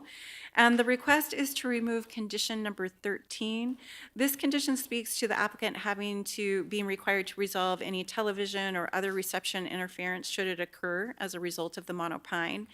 I'd like to point out that this is a requirement that's overseen by the FCC, so it's really not under the county's purview and is required to be achieved just through the FCC regulations. So therefore, staff's recommendation is to remove condition number 13. So finally, with that, staff does recommend that the zoning administrator take the following actions, and it's first to find that the project is categorically exempt from CEQA, and that would be based on Class 1 and Class 2 categorical exemptions. and then approve a 2-year extension of time, extending the expiration date of the original administrative review permit approval to March 21st, 2028. And then finally, to approve a modification to the administrative review permit to allow a 9-foot, 5-inch adjustment of the motto pine to the north. And this would be subject to the findings and conditions of approval in the staff report. Okay, thank you very much. I do have just a couple questions really quick for a few of you, actually. So for planning, just really quick, so there is a existing Verizon monopole on the same site, right? Like kind of right in the same vicinity. So this site has been used as a communication facility for some time. And that I just want to clarify, that Verizon pole is 85 feet? It's 85 to the top of the pole itself, and then the faux branches that screen it go up to 90 feet. Gotcha. So just like the T-Mobile. Okay. And then on the measuring of like the proximity from residential uses, there was a comment in that I read. So really the closest looks like a little over 400 feet to the nearest residential use. Is that? I would say right? they were, if I may. Yeah, sure. Let's, whatever. There we go. Thank you. And I don't know, does this one point? Does anybody know? Is that So a what I pointer? can say is the top red line. So we have this top red line, which I believe says 582 feet. The comment did say in it and that there is, so I'll back up a second. The measurements I made were primarily focused on the residents that are impacted and or have commented. So that would be River Run Homeowners Association here, Alpine Manor 2, which is these 6 buildings here, and then Alpine Manor 1. I did neglect to make a measurement to the Alpine apartments that are here. I did measure that this morning, and that is about 342 feet. Okay, thank you. Okay, and then I did want to confirm the generator. There was comments about like a new, the project including a generator, but the generator and fuel tanks on the property are existing. Correct. They Okay. exist, and there's no proposal to change or modify. Okay, and then I'll have a follow-up question for environmental health in just a minute on that. But okay, and then I did want to ask, this project application was routed to the fire district or to fire to? Yeah, it was per our normal process, routed to the North Tahoe Fire Protection District. And I did speak with the Fire Marshal Brent Armstrong on 2 separate occasions, one as recent as this Monday, just confirming that they have seen the project, they're aware of it. They don't typically provide comment unless there is a concern, and we always have a standard condition of approval that we have to have fire department approval and sign off before issuing a building permit. And so in this case, they would perform what's called a landscape access commercial review, or LAC. Okay, great, thank you. Okay, that's it for planning. I'm going to move on to environmental health. I just wanted to ask, so back to the fuels and hazardous materials item, there are conditions of approval. Those are standard conditions of approval when you've got those types of uses on site. So I assume you were just sort of underscoring that, right? They're there on That's site. correct. Yeah, those are Okay. standard conditions of approval, and I did confirm for the site, they're actually already permitted with us. As we said, the generator is already there. It has 240 gallons of diesel, very standard. So we do actually inspect them regularly to make sure that the diesel storage is compliant with state standards and they're operating and maintaining it appropriately. Okay, great. So just for the record, that's not proposed as part of this project. Those are existing permitted uses on site. That's correct. Okay, thank you. And then for county council, I did have just a question, just based upon the public comment, there seems to be some confusion about what is being considered here today. So I was wondering if you could just kind of clarify what is being requested of me today. Yes, so the actions being requested as noticed and agendized are limited to a previously approved project, and specifically the request is asking you to approve an extension of time for that original project, as well as to grant a modification to that originally approved project. And so those specific requested actions before you today are kind of more narrow and will be governed by Placer County Code Section 1758-160C4 and 1758-180B. Okay, so it's limited in nature because this project was already approved. So I'm really looking at the extension of time for the project that was already approved, and then it looks like sort of a minor modification to locate that a little further away from what was initially proposed. So, okay. That's correct. Great, thank you for that. So those are that's all I have for now. I might have more questions later. So with that, I'm going to now turn to the owner applicant or representative if they're here in the room or available online. Do we have a hand up? Oh, here we are. Okay, great. Hi. Hi, Ms. Jacobson. My name is Lisa Elliott, and I'm with Streamline Engineering, and I have Paul, my counsel, present. Great, And I thank you. just wanted Thank you for to being here. Thank Heather for her presentation and the staff report, and I concur with her proposal and agree to the COAs. Okay, great. Thank you very much. Anything else you want to add for the record at this point? No. We'd just like to reserve a little time for rebuttal. Absolutely. Thank Yep. Okay. Thank you for that. Okay, this is a public hearing. I'm going to open the public hearing and turn to anybody in the room that wishes to provide comment on this item. Okay, yeah, come on up to the podium, state your name for the record, please. You have 3 minutes to provide comment. Good morning. Good morning. Linda Pendleton. The tower already, I can see straight from my bedroom, it's 90 feet. The new one is going to be 9.5 feet closer to my house. Anyway, I'm here today as a concerned neighbor about the cell tower project, which will be located on a prominent ridge above my home. It will be an eyesore and it will stick out like a sore thumb. I'm sure these people know, and devalue our property significantly. This one, the 2026 proposal extension, it has been noted that there was no public comment or concern about the 2022 original approval. That's because none of us received notices. I don't know any of the neighbors that received a notice. And I can assure you, if proper notice had been tendered, there would have been significant concern about this project. We do not know of any of the neighbors who were noticed about the project, and this tower, in our opinion, has no place in a scenic river corridor and residential neighborhood and will result in a property devaluation. Right now, while the hillside is forested, there are significant projects in the region to thin out the forest for wildfire prevention.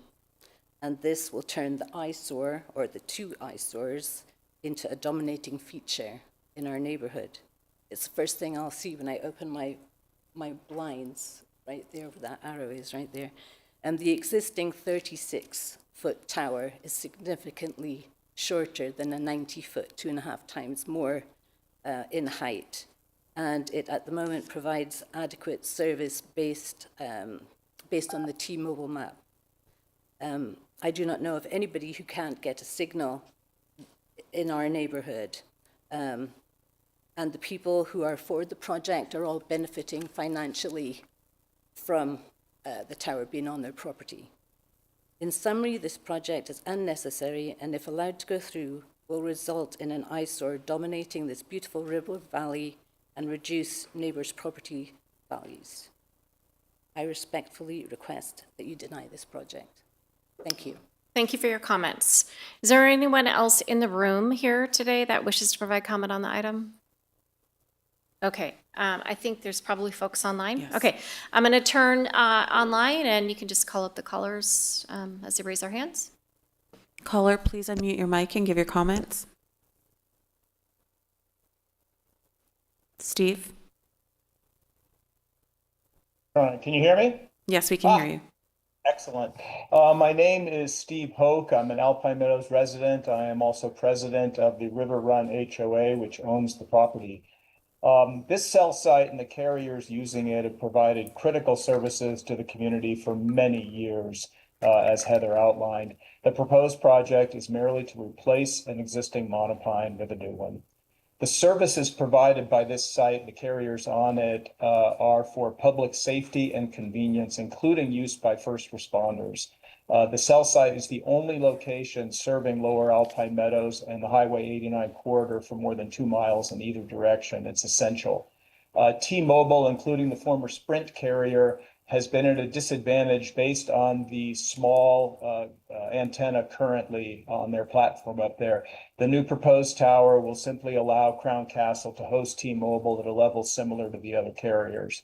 Note that the site is hundreds of feet from the Alpine Manors properties. It's barely visible from there, has no impact on those properties. There are no plans to deforest the area in any way, shape, or form. I question any impact on property values whatsoever, but I won't press that item. With that said, I urge the commission to approve the permit extension and plan today and as staff to you. I'd like to thank you. I'd like to thank the staff for their work and for the consideration. Thanks. Great, thank you. Okay, I'm going to go to the next caller. Please state your name for the record. Caller, please unmute your mic and give your comments. Thank you. I just saw the screen pop up. My name is Joe Baylock. I'm also a River Run owner, long-standing owner. And I want to make a couple of points. First, I want to sort of lay the groundwork of what we're dealing with up there, particularly during heavy storms in the winter. We're served by Optimum Cable, which has some dramatically significant downtimes. We're served by Liberty Energy, which also has some dramatically downtimes. And we're served by AT&T with some landlines, which we've recently replaced. You have an email from me as the project lead where I replaced the antiquated fire detection system that manages the smoke alarms in 24 of our units. We had an incident last year where the detectors went off, but we got no response from the fire department or from the monitoring system. Only come to discover that the AT&T landline had been down for some time. And as you know, AT&T is vigorously trying to get out of the landline business. We've helped them by canceling ours and moving to a cellular connection. So before we start talking about this as just a person-to-person communications facility, it's also a very critical network monitoring channel that we rely on very heavily. We've made a significant investment in the new system. And I think between the power issues and the other issues, what we've done is, as you've noted, added backup power to this T-Mobile Crown Castle site that such that when Liberty goes down, we still have at least a few hours, maybe a day or two of cellular communications. The other two carriers also have backup power. AT&T and Verizon are both up there on the other 85-foot tower. So we're really looking to just level the playing field between the three of them and to be able to be assured that regardless of what carrier you're using, you have that kind of service, especially in the winter. I don't know if I'm sure Heather's heard this, but there's some very common saying in Tahoe. There's two seasons in Tahoe: summer, winter, and construction season. And so this project has some urgency associated with it. The Alpine Springs Water District has the tank that was mentioned in the middle. That is an aging tank, and it's due to be replaced next summer, as we learned from Alpine Springs Water District. And so the ability to get in and out for two different major projects one major project is the tank. The tower is not really a major project at all, but that needs to be staged, and I think we need to acknowledge that both projects are important, and the one that can go first should go first. And that's that. I have to say, I'm looking at this as an improvement in value of properties in the neighborhood. Okay, I'm going to ask you. I'm going to ask you to wrap up. So yes, I'm done. Thank you. Thank you so much. Appreciate your comments. Okay, anyone else online that wishes to provide comment? Please state your name for the record. Caller, go ahead and unmute your mic and give your comments.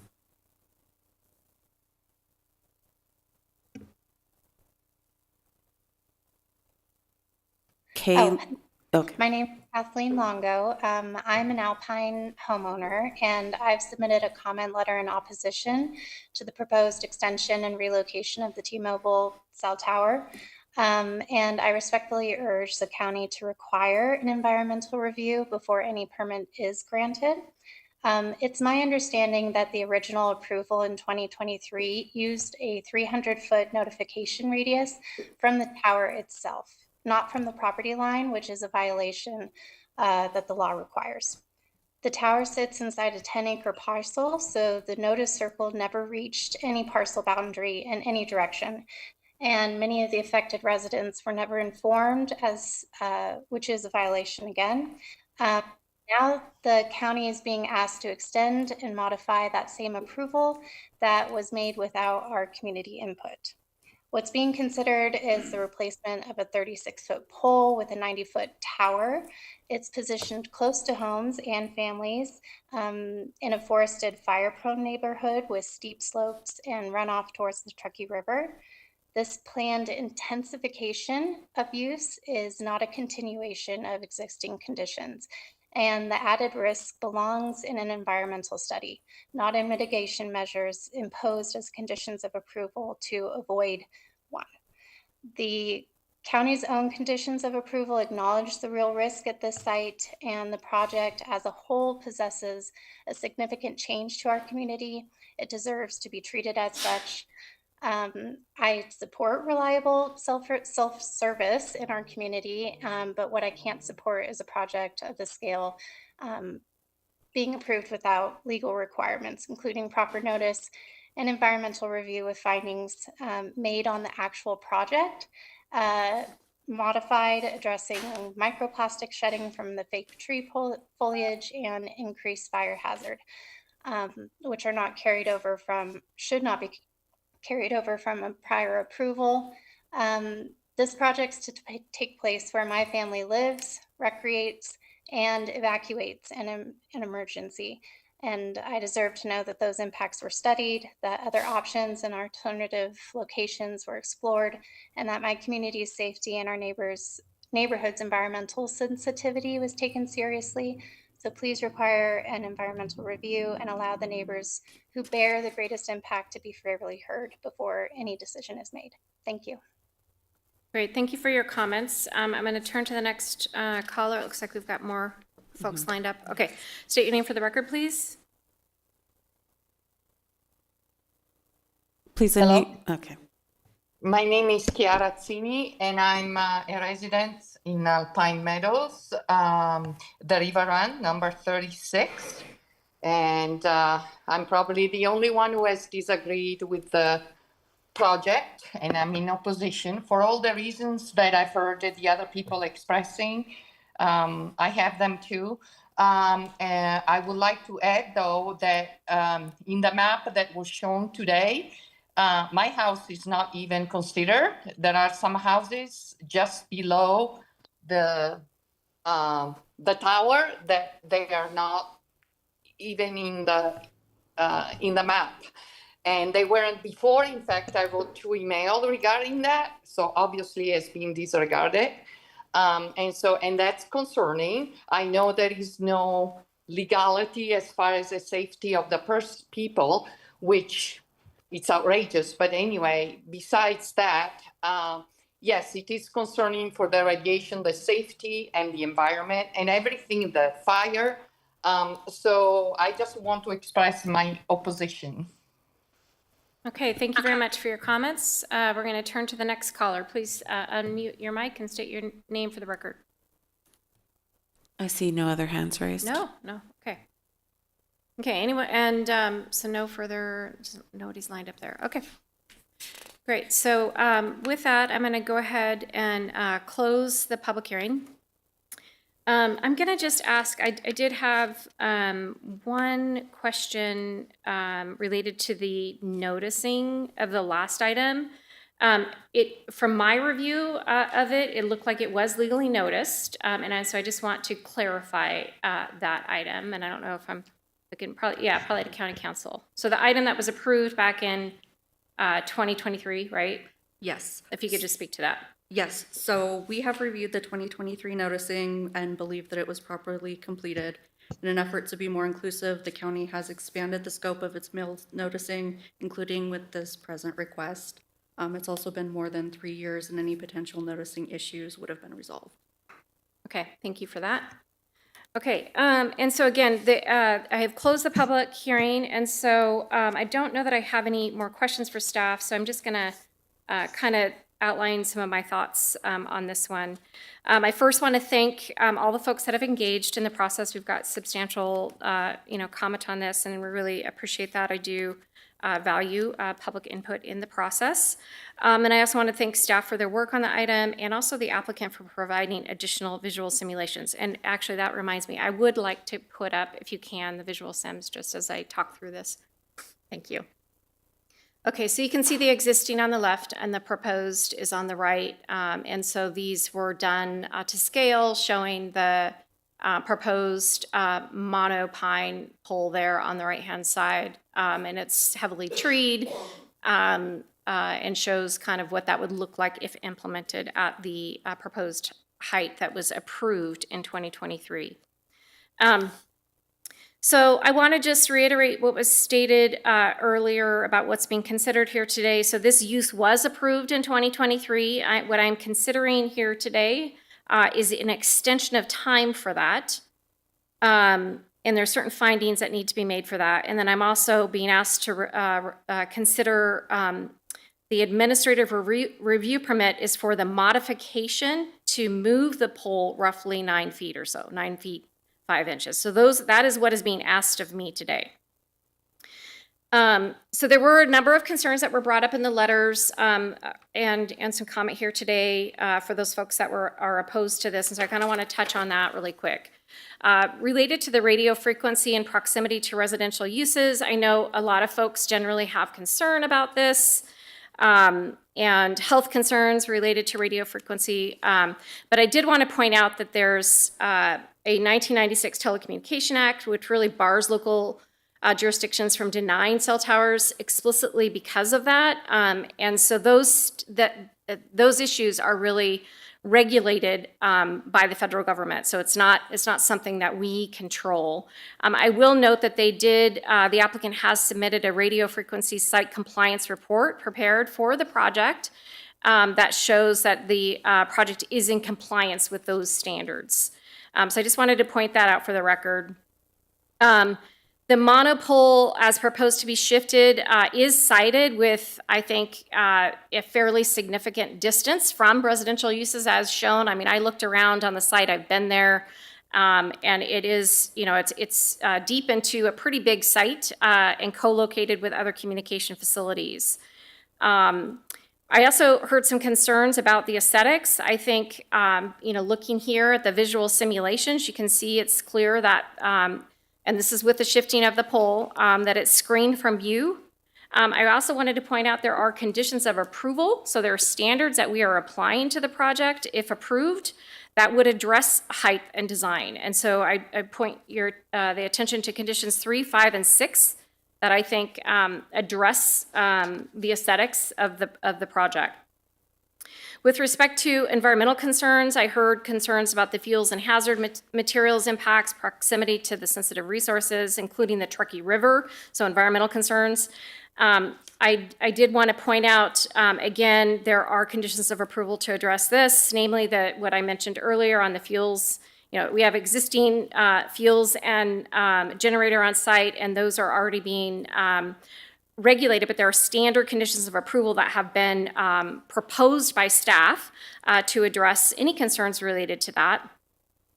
There is also I did want to point out, the shifting of the monopole based upon my review of the staff report is that it is being done to essentially limit grading. And so, there's some concerns that I read in staff report about erosion into the Truckee River and impacts to that sensitive resource.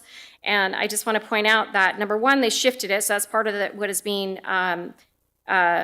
proposed today, is to shift it to to limit the grading. But there's also a condition of approval, number 10, that really controls that. It requires BMPs for erosion. So I did want to point that out.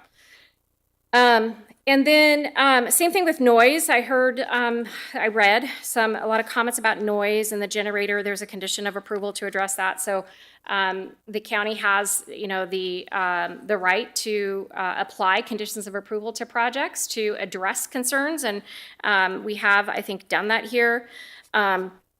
And then I also just wanted to point out that, the fire district appears has been provided a copy of this and has not provided comment and indicating no concern.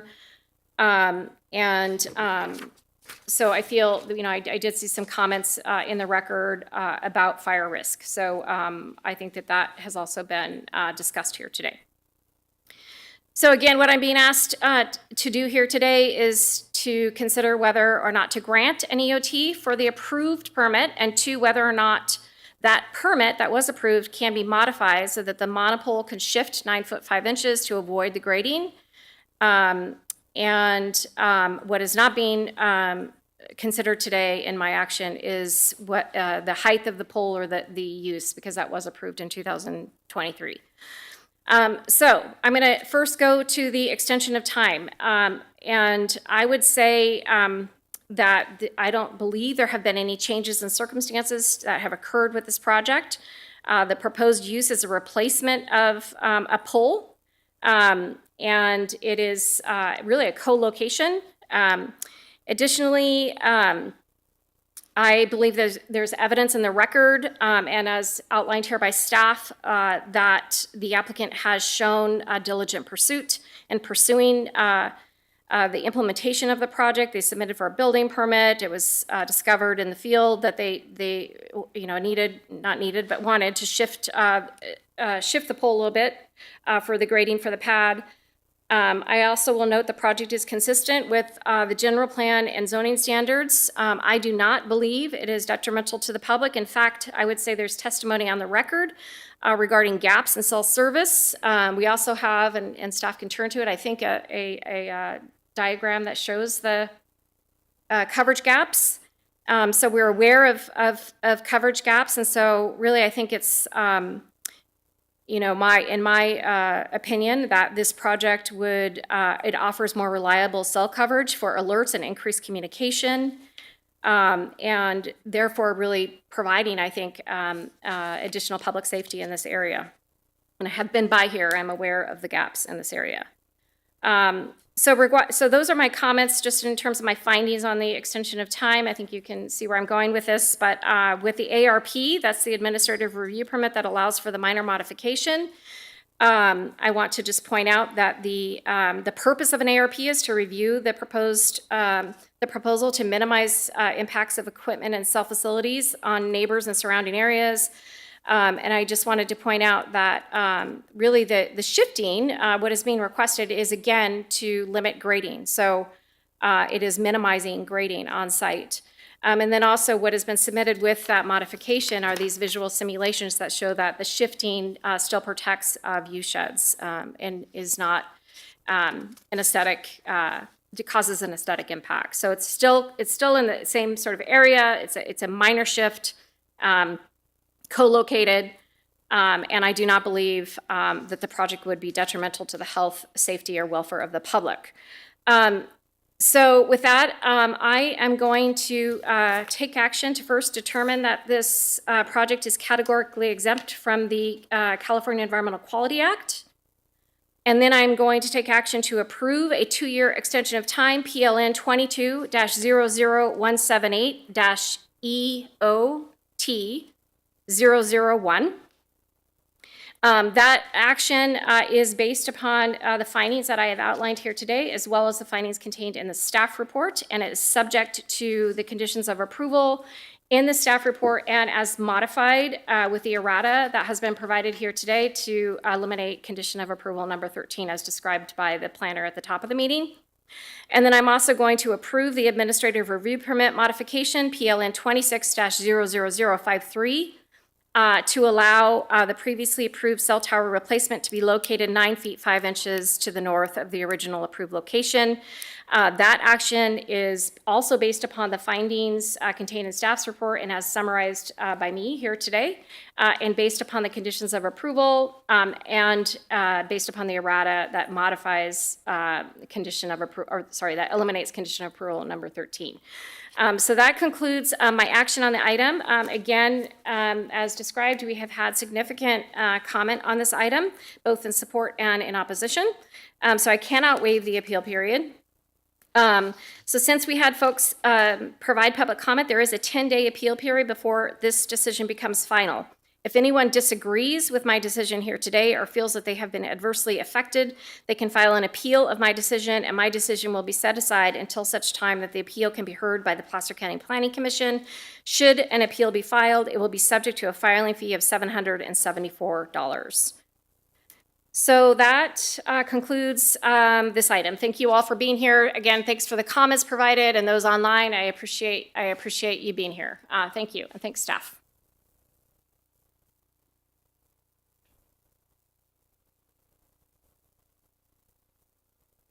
Okay, I'm going to now turn to the next item on the agenda, which is our 10:30 timed item. Item number 7, it's the Boyle subdivision map modification, PLN 26-00129.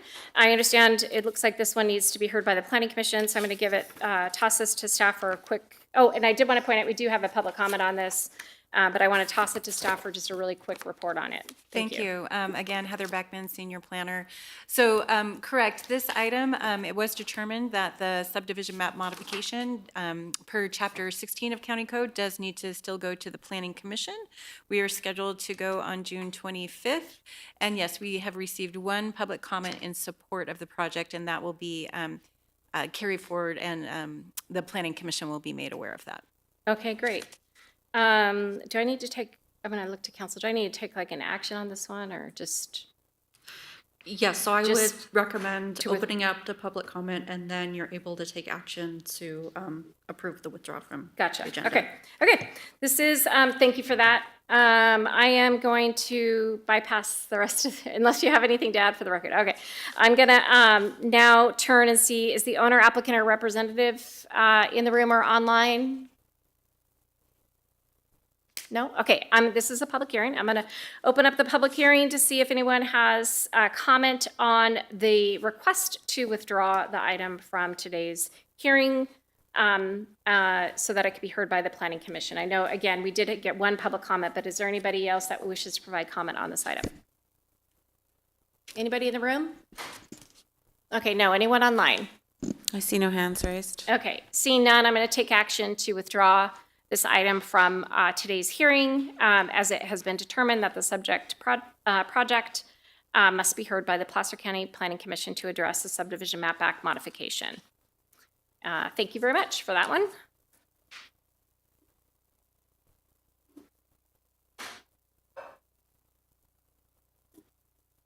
Okay, we are now going to move. Thank you so much, everyone. I know we've got folks in the room on this one. We're moving to item number 8 on the agenda. This is the 10:35 timed item. This is the Foothill Storage Minor Use Permit and Design Review Agreement, PLN 25-00002. This item was actually heard at the last meeting in May. And so it was continued to today. And I know I had continued it, requesting that staff conduct some meetings with community members and the applicant, and I believe that has been done. I saw that in the staff report package.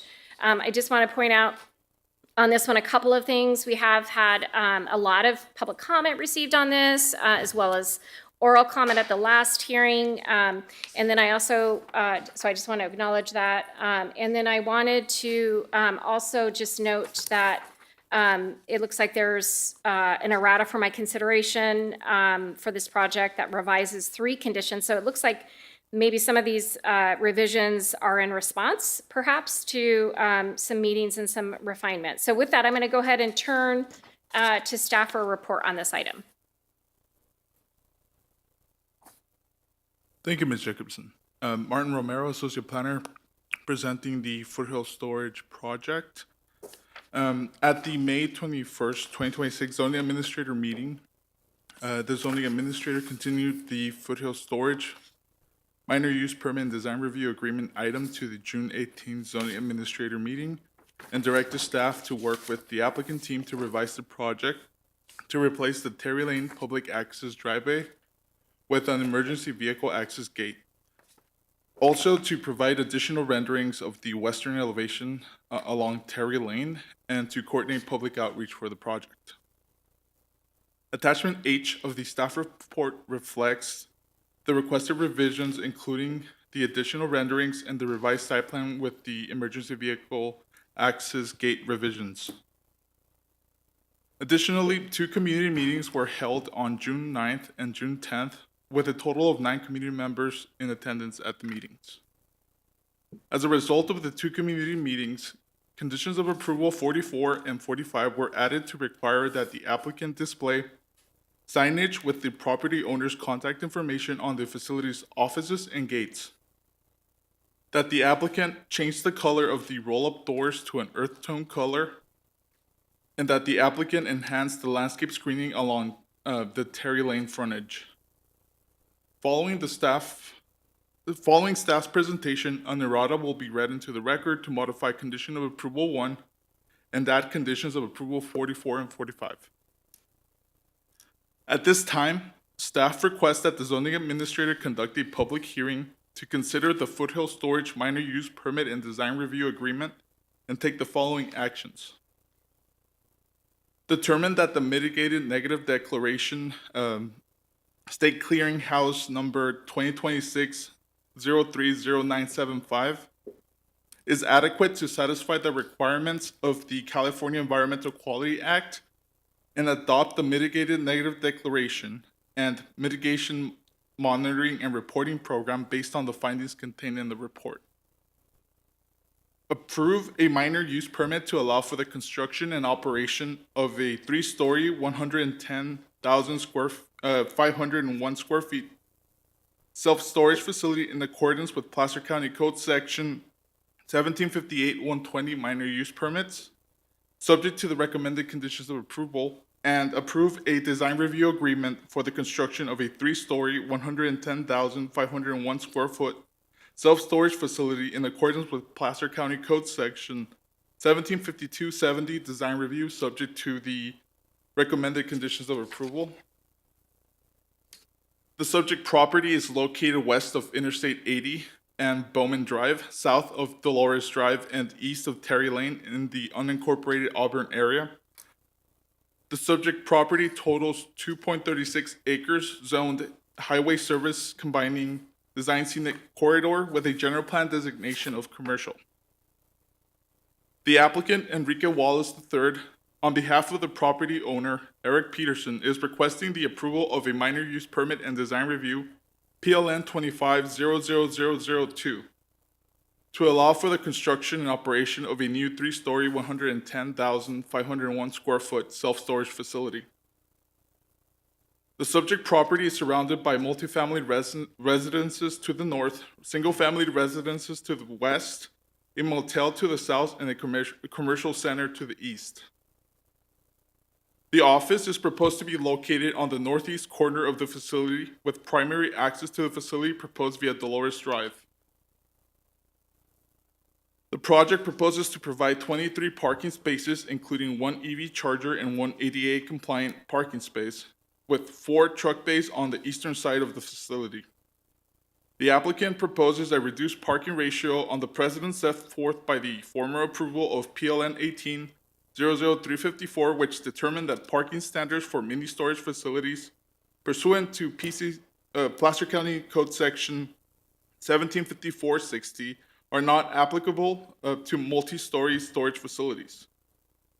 Additionally, it was determined that unless a specific number of parking spaces is required by the specific use requirements within the zoning ordinance's listed land uses, improved off-street parking spaces are not required, as long as sufficient usable area is provided to meet the parking needs of all employees, visitors, and loading activities entirely on the site.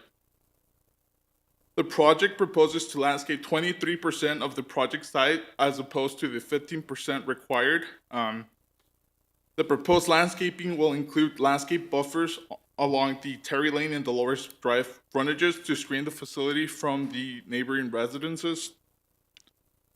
The project proposes to meet the Placer's County Design Guidelines, the Auburn-Bowman Community Plan Design Guidelines, and the Placer County Landscaping Design Guidelines through the use of earth tones, split-face block, ledgestone veneers throughout the design of the building, and pitch roofs along the Terry Lane and Dolores Drive frontages.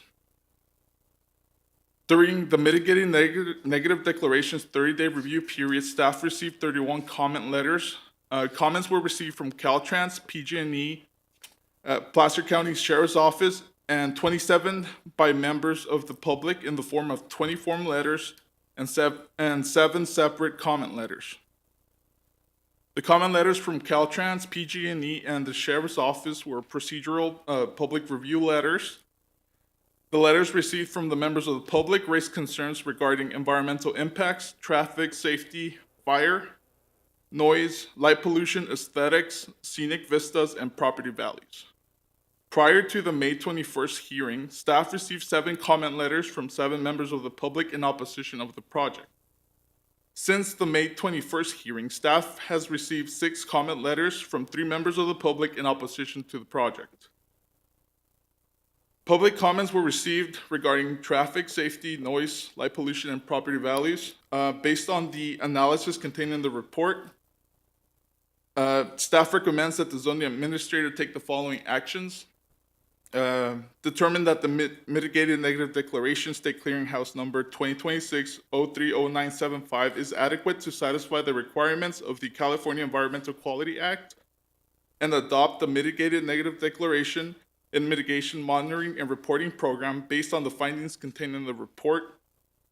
Approve a minor use permit to allow for the construction and operation of a 3-story, 110,501 square foot self-storage facility in accordance with Placer County Code Section 1758-120, minor use permits, subject to the recommended conditions of approval, and approve a design review agreement for the construction of a 3-story, 110,501 square foot self-storage facility in accordance with Placer County Code Section 1752-70 design review, subject to the recommended conditions of approval.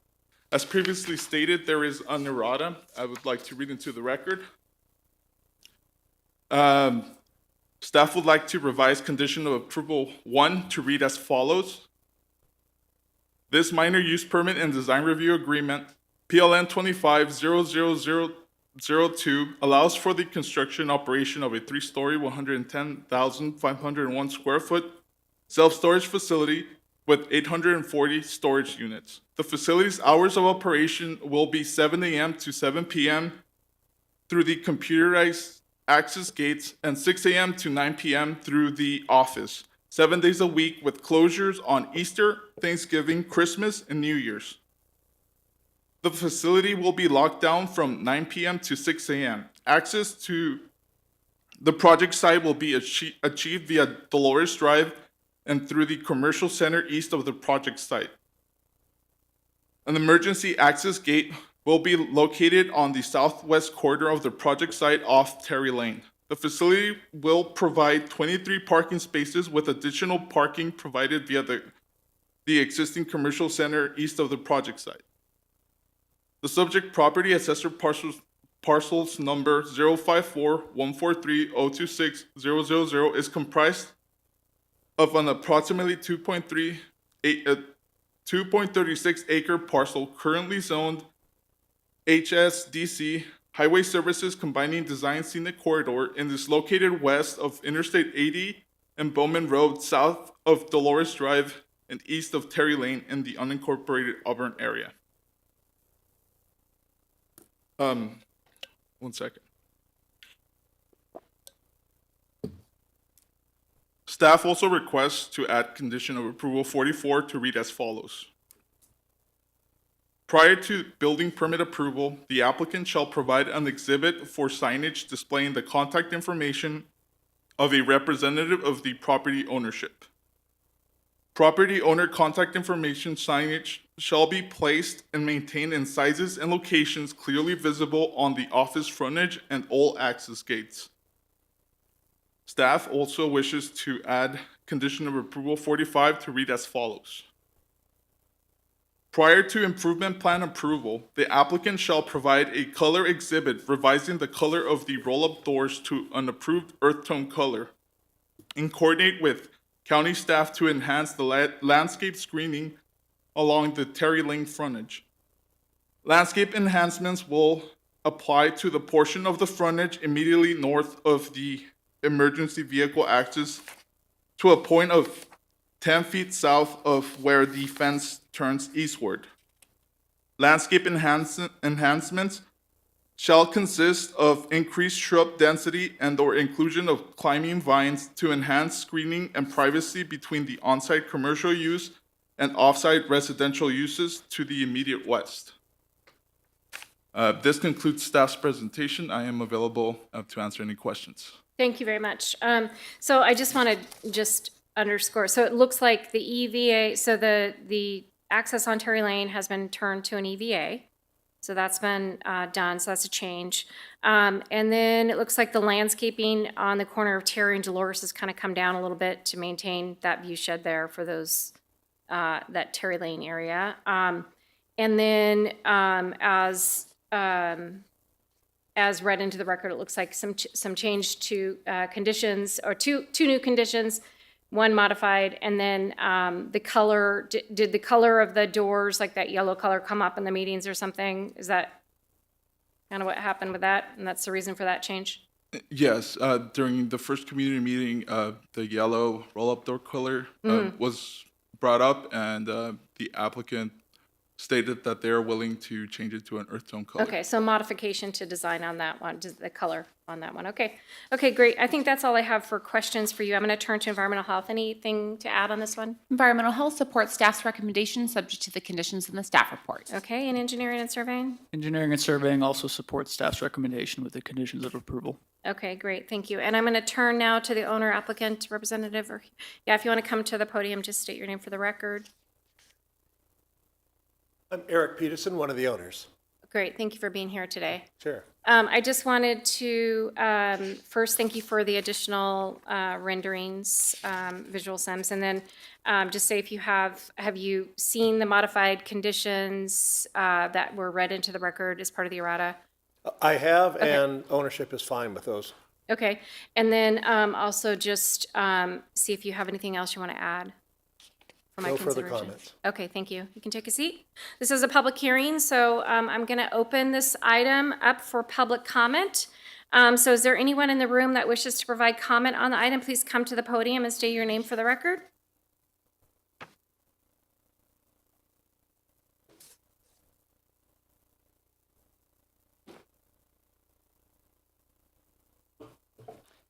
My name is Stephen Rigney. I'm a retired Colfax High School teacher, a 45-year resident of Placer County, a 15-year resident of Train Village, and I'm speaking in opposition to the Foothill Storage Project.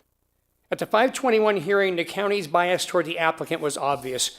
After residents spoke, he was called back up and then coached by the county host as to how to best address our concerns. We were not offered similar assistance. The announcement that only those in attendance who speak can appeal decisions, and that the verbal announcement of the 6/18 hearing would be the only formal notice, denied those who could not attend a voice. Very undemocratic. The project violates many of the county's design guidelines for the Bowman area. Among these are projects that are contemporary urban design and exclusive use of metal siding and cinder block walls. A huge issue for residents is how the project would block vistas of the Sierras from Terry Lane and Dolores Drive. We were told that those were private vistas. However, as anyone driving or walking down those streets can see those mountains, the vista is, in the county's words, a, quote, public vantage point, unquote.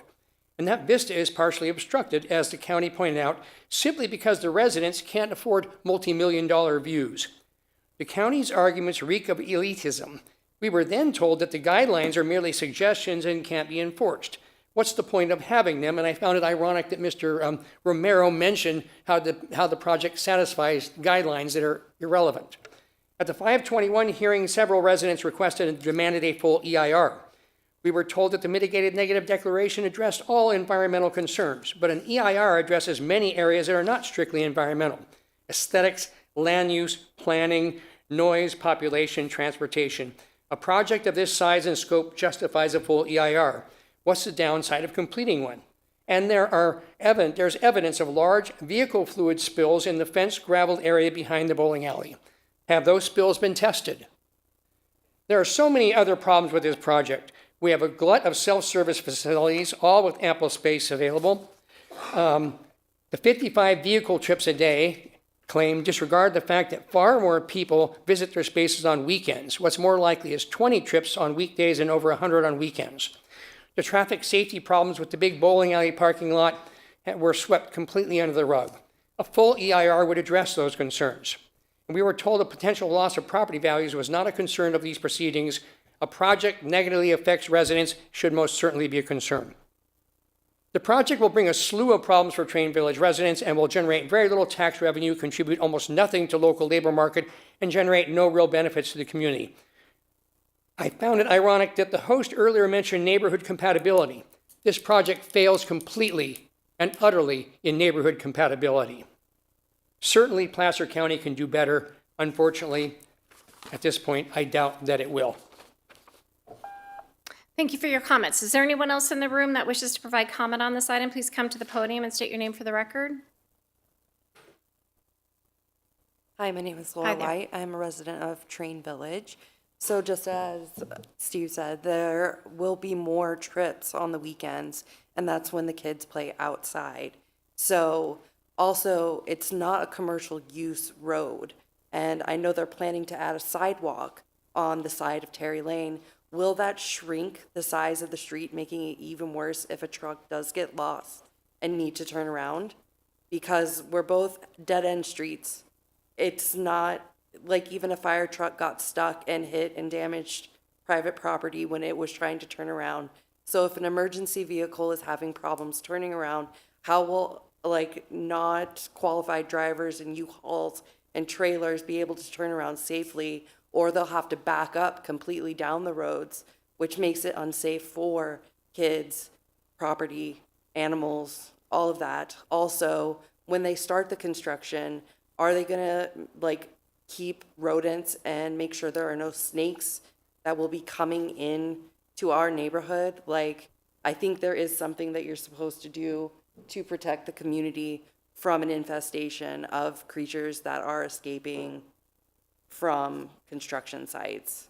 So I don't think the safety concerns have really been addressed. Aesthetics maybe has, but even if you block off that Terry Lane exit, people are gonna get lost. The traffic's gonna be higher on the weekends for the people visiting, and it's just not safe. There won't be ample turnaround because people park along the side of the streets, shrinking the size of the streets as well. Not people visiting, but people that live in the community. There are only 34 houses in Train Village.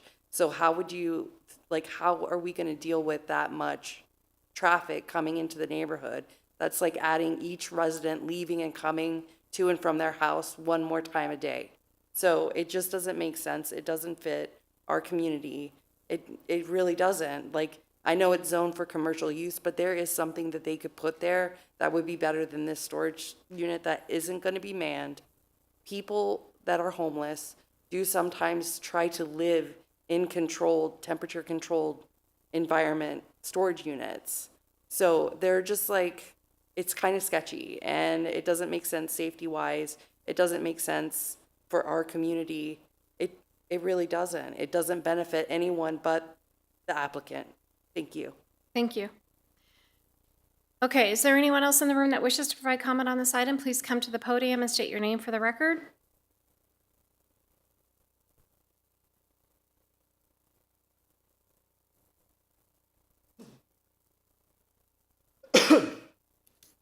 Hi, my name is Curtis Ostrom. I am also a resident of Train Village. This is my second time standing before this commission regarding the Foothill Storage Facility. And I'll be honest, I'm here again because nothing has really changed apart from some additional shrubs, different door paint, and the removal of an entrance which the developers themselves said they did not even want. Residents have shown up, we've spoken out, we've sent letters, attended outreach meetings, and circulated a petition with nearly 600 signatures in opposition.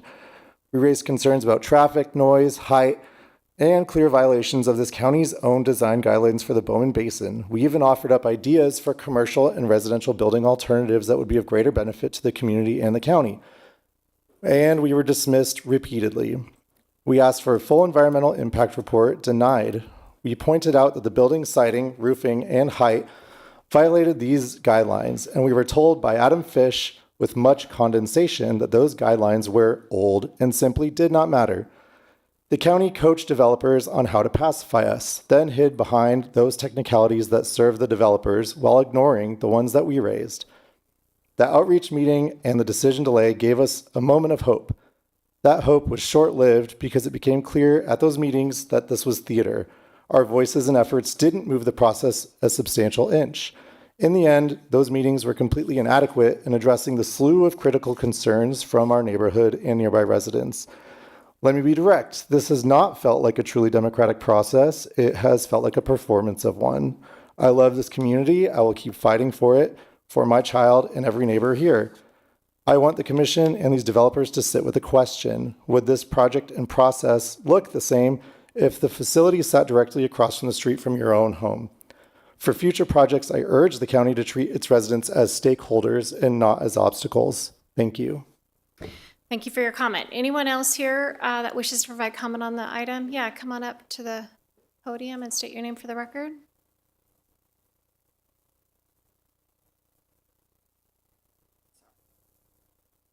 No worries. My name is Helene Ferreira. I'm a 70-plus year resident of Auburn, California. I'm a 1-year resident of Kelly Lane. Due to circumstances out of my control, I lost my housing.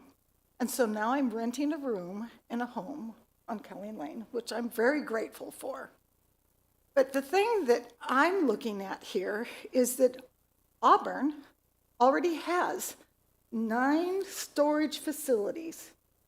And I'm told that they all have spaces available. We have a huge facility being built just a couple miles down the road in Ophir, a huge facility, storage place. We don't need more storage units. What we need here in Auburn is more housing. We need housing for people like myself who has lived here my entire life and cannot find affordable housing in the community. We don't need storage, we need housing. And I'm appalled that Placer County isn't looking at that. Appalled. Thank you. Thank you for your comment. Okay, is there anyone else in the room that wishes to provide comment on this item? Yeah, come on up to the podium, state your name for the record. Go ahead, really. Hi, I'm Nora Rigney. I live on Terry Lane. I just want to say really quick, we did feel as though these revised conditions of approval were really to appease us, but weren't really listening to what we said. You know, the color of the roll-up doors was a very minor concern of ours versus our privacy. One of the main things that we tried to bring up at the meeting was to possibly switch the metal fencing for a wall, and that went back and forth, and I didn't really feel as though that was considered, but that is something that would at least give our neighborhood a little bit more of a sense of privacy. And then it's also kind of disappointing that there were a couple things that were meant to appease us on here, but then it also looks as though they extended the hours that it'll be open, which just increases the, you know, the hours of the day. Now it'll be, you can access through the office from 6 a.m. to 9 p.m. And during half the year, you know, 9 p.m. is dark outside. That's all. That's all I have to say. Thank you. Okay, thank you very much for your comments. Is there anyone else in the room? I think there was one other person that wanted to come up. Hi there. Hi, my name is Linda Souza, and I live on Kelly Lane. And there is a traffic problem, but because there's not enough accidents, they say, on that road, that it's not important to the Placer County. Well, I'm going to say we have learned to watch out for the people coming out of the commercial complex, because I've had barely missed, but when I come around that corner, I'm aware. So that's how I've missed him by the brakes. And even a garbage truck almost hit my car because he come barreling out of Terry Lane without even stopping. And if I wouldn't have stopped, I would have been hit. But here's the other concern. There is going to be an increase of traffic. I still believe with 840 units, you could double that. Because I had a storage unit. I had a partner with access. So you're talking over thousands of people with access. And there's an empty restaurant that's just sitting there right now without traffic because it's the Mexican restaurant is not operating. So there's going to be something there eventually with more traffic because we've already got the 4 restaurants. And there's a big commercial thing at the front of Foothills, which when that gets built in, that's going to be more added traffic on the front because that's just an empty lot for lease right now, or for sale or lease, I'm not sure. But I do think it's going to impact the traffic. And Dolores Drive, I feel like the sidewalk area is in ill repair on the left side where you have Sweet Peas and the other commercial. It's not kept up. So I don't know who does the sidewalks, if it's county or whatever. And people drive over that sidewalk for the other commercial side for access. And then that landscaping is all fine and good. But you can look at some of the areas, it's not kept up. So once landscaping is put in, because it's a weed patch on the other side, there's, behind the other commercial. So my other comment is that landscaping put in needs to be cared for. So, but I do think there is going to be a lot more traffic. So I only have 24 seconds. Because I also believe it'll be concentrated on the weekend, on Saturday and Sunday, when we are home too, concentrating our lives, weekend lives. So thank you. Thank you for your comments. Okay, is there anyone else in the room that wishes to provide comments on this item? Thought I saw somebody else. No? Okay, anyone online that wishes to provide comment on the item?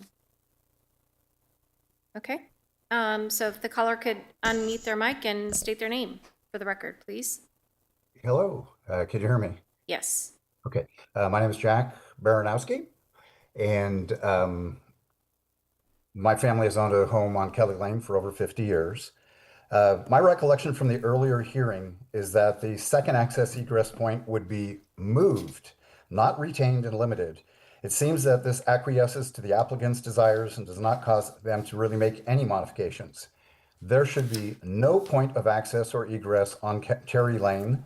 There needs to be a true separation between a proposed commercial building and business that is completely out of character from the adjacent residential community that has been there for 70 years. The residents of Terry Lane and Train Village should not have this inflicted upon them. Establishing this access egress point will also break up any landscaping barrier to hide this excessively large edifice from these residents. The emergency access egress point should be behind the bowling alley where access already exists. And I noticed that the owner applicant was wearing his Foothill Bowling Alley shirt, which shows that if there's any limitation for access egress from that adjacent parcel, he can solve that problem very easily. This proposal, though, is so far out of character for this portion of Auburn and Bowman. In its size, the square footage bigger than the Home Depot in Auburn, and its height of 35 feet. It also changes the global perspective of Auburn for thousands of people whose first glimpse of Auburn when entering from the beautiful Sierras will be a tacky, oversized metal building. You cannot unsee a first impression, and this is something on the Planning Commission as far as you're inviting that first impression of Auburn when coming from the Sierras. So that's on your plate. But this is just the wrong place. It's too big, it's ugly, it's out of character, and infringing upon an established 70-year-old small community. The neighborhood has spoken. The 586 supporters of the petition have made their feelings known. But where is the petition? Where is the crying need of the demand for this storage facility? There does not appear to be any fervent demand for it. It's time for Placer County to support the constituents by not approving this application. Also, the current dynamics of the traffic, the count of one trip in, one trip out needs to be counted to make that a double. And the distance between Bowman Road and Dolores and Luther cannot handle any more traffic entering and exiting. You cannot change these dynamics historically, but you should not be planning to exacerbate the problem. Additionally, we hear that it'd be closed after 7 p.m. Curious in terms of how do you keep people that are paying for their storage to not be making noise and doing stuff in there till 9 o'clock, 10 o'clock, 11 o'clock at night, because typically the exit or the egress of those types of gates, you pull forward, it's magnetic and it opens for you. So somebody can stand there 2, 3 in the morning, making all kinds of noise, slamming doors and loading and unloading stuff all hours of the night. I think that there needs to be some specific verbiage to where not a peep after 7 p.m. Because that is a very, very slippery type of thing to do. We would ask that you please support the families and the residents of Train Village. In the words of Nancy Reagan, just say no. Thank you. Thank you for your comments. Is there anyone else online that wishes to provide comment? Okay. There is. Can the speaker unmute their mic and provide their name for the record, please?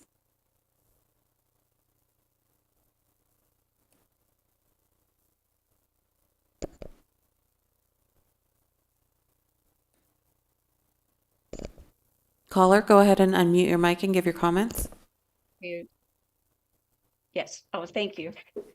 My concern, as I hear a lot of things about, the issue with housing and the issue with Terry Lane being accessed, is that our homes have sat there for 70 years plus without, I think, adequate fire protection. We did ask that we not have a lot of traffic going up Terry Lane, but then we must still then leave that available to emergency vehicles. And I'm looking in the report and I'm seeing that within the property lines of this facility, the developer owner is required to put in 3 fire hydrants. And in the report, it said that there was less than a significant impact to fire, why then would we have to have these fire hydrants? And if these are required for this facility, why are they not required for our homes? Why could they not be put on the street, not within the confines and the private use of that facility? I'd just like to see that addressed. I'd like to see it addressed as far as capacity. I understand that there's going to have to be some work done to the water lines to provide the adequate pressure to fight a fire in a facility this size. And if that is the case, will there be no water left for our homes?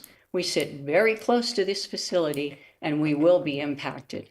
The fire suppression system sprinklers are simply suppression. They do not extinguish fires. And if the priority is given to the facility and not to our homes, like Helene said, boy, there goes another entire neighborhood of affordable housing in Auburn. Thank you. Thank you for your comment. Is there anyone else online that wishes to provide comment? I see no other hands raised. Okay. So with that, I'm going to go ahead and close the public hearing. And I have a number of kind of questions for staff before I go further. So the first is related to, there was a question about the sidewalk and like shrinking, like where the sidewalk would be located. It does look like there's, based upon the images provided, that there would be, oh, maybe not a sidewalk, but can you speak to that? If there is a sidewalk, how far out into the road does it come? And what are we looking at in terms of the landscaping and the width? Would it change the width of the existing pavement? And I think I'm going to turn to engineer and surveying for that one. Yeah, so the project's required to provide frontage improvements on Dolores Drive and Terry Lane. The half-width commercial road standard, which is 20 feet measured from the existing pavement center line. So it's going to be widening Terry Lane from the existing center line and adding a 6-foot sidewalk, and also widening Dolores Drive with a 6-foot sidewalk. Okay, so the road would come up to standard, meaning it's not going to get smaller. It's gonna come up to current road standards. That's correct. For the half width, which is the project's obligation. Gotcha. Okay. Okay, so it's not getting more narrow, and there is a sidewalk, you said, right? Is that correct? They'll be constructing sidewalks Gotcha. along both Dolores and Terry Lane. Okay. Okay, that was one question. And then I had a question about the wall. There was a question about wall instead of fencing. It sounds like that might have come up at the community meeting. I think I'm gonna turn to planning for that. And yeah, just give me some comments on that. Right. So during the community meetings,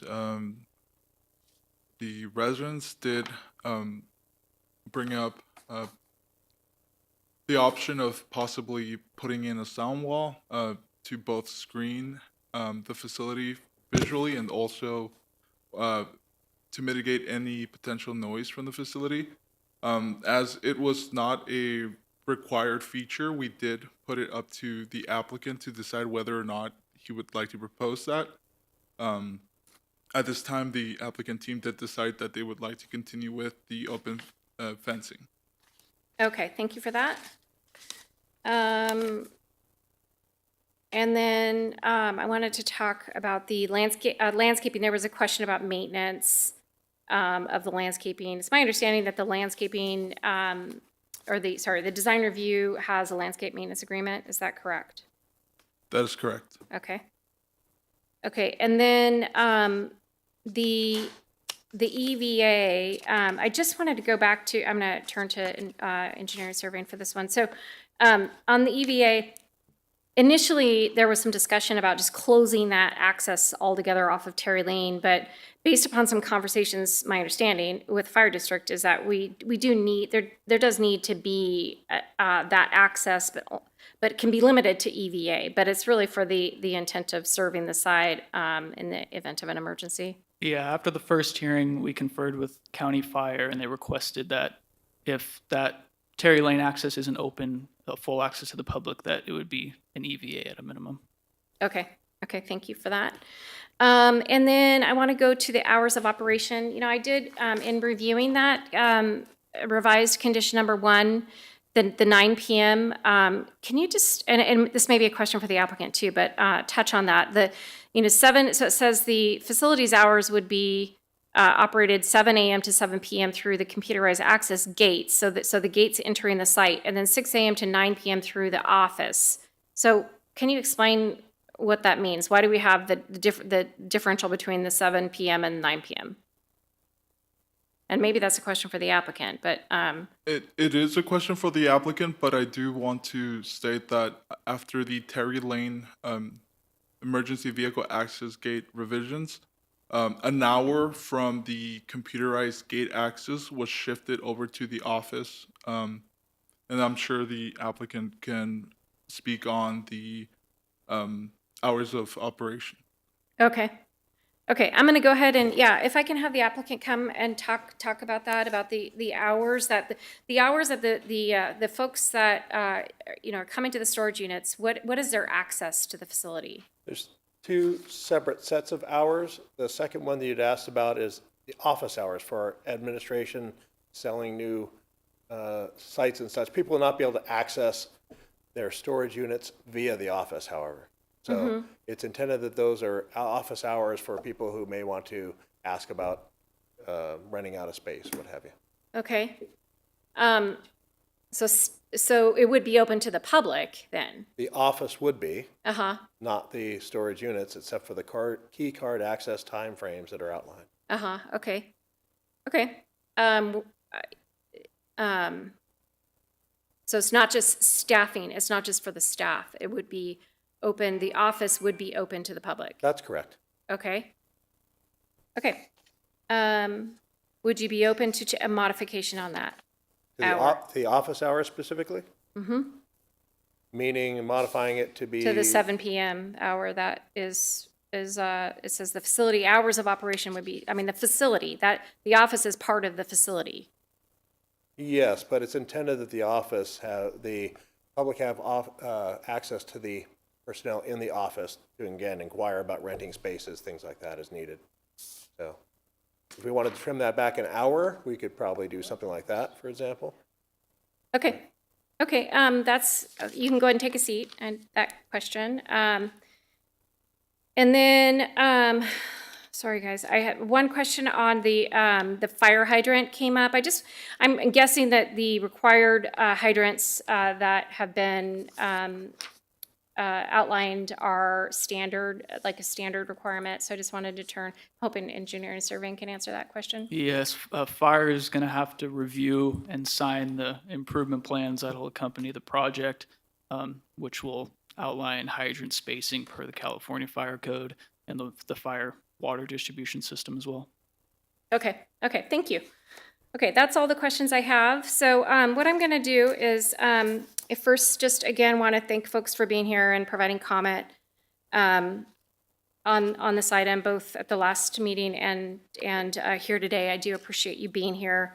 And then I want to thank staff for their thorough review. It's not an easy job, and I appreciate you what you have done holding the meetings and such, and also thank the applicant for offering up some refinements. So as I mentioned at the last meeting, I've done a pretty thorough job reading through the report, reading through comments, being out to the site, kind of actually driving through the neighborhood, and reading the environmental documentation that was prepared for this. There was a comment mentioned about the environmental review, not covering the things that would be covered under the mitigated negative declaration not covering things that would be covered under an EIR. I do want to point out the resource chapters and what we're required to study under a mitigated neg deck are the same. It is an analysis on all those. It's required by the state law. So I did want to point that out for the record. I did take a look, and we have covered all those resource chapters.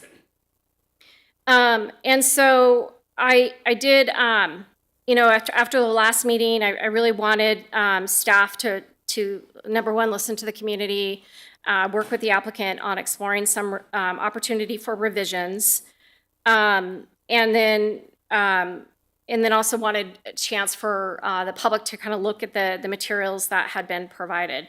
So what I want to restate again, and this is a tough one, I think it's about finding some balance. This is a designated commercial land use. And I know neighborhood compatibility came up, and we are required to look at that. And in looking at those things, neighborhood compatibility, I know there's residential uses there, but there is also a commercial property. Someone owns this property, they bought it, it allows for commercial use. And so what we need to do on our side is to address that compatibility and try to find some balance. And so that was really the intent of postponing the hearing, continuing it today is to try to look for some further balance. And so this district here outlines specific standards that are required for the development, including things like setbacks and building height and coverage and density. And those standards and the design it's required to go through design review. And those standards are intended to help guide us through project review to get to and address things like compatibility. And so with that, before taking action, I just kind of want to respond to some of those things. I totally understand that people don't like change. They see a vacant property and they want it to remain that way, or they want a park, or they want something else. And I'll just state that outside of the community coming together to purchase the site and do collectively what the community wants to do, this is a private parcel. It is commercially zoned, and the owner does have a right to explore commercial use of the property and bring it forward for consideration. Our job and the staff's job is to assess that project based upon the county regulations. My job is to look at their assessment, listen to you all, but if there is a check that you do about whether or not it's meeting requirements and that whether or not you're addressing things like neighborhood compatibility. And so when reviewing this, I have found it does conform to zoning and community plan. I know that some folks are concerned about the use, but this use, again, and I stated this at the last meeting, it has been anticipated in the community plan for this area and in this zoning district. Again, it's a highway service zoning district, which is considered commercial. This is a commercial use. And so I do, and in making that decision,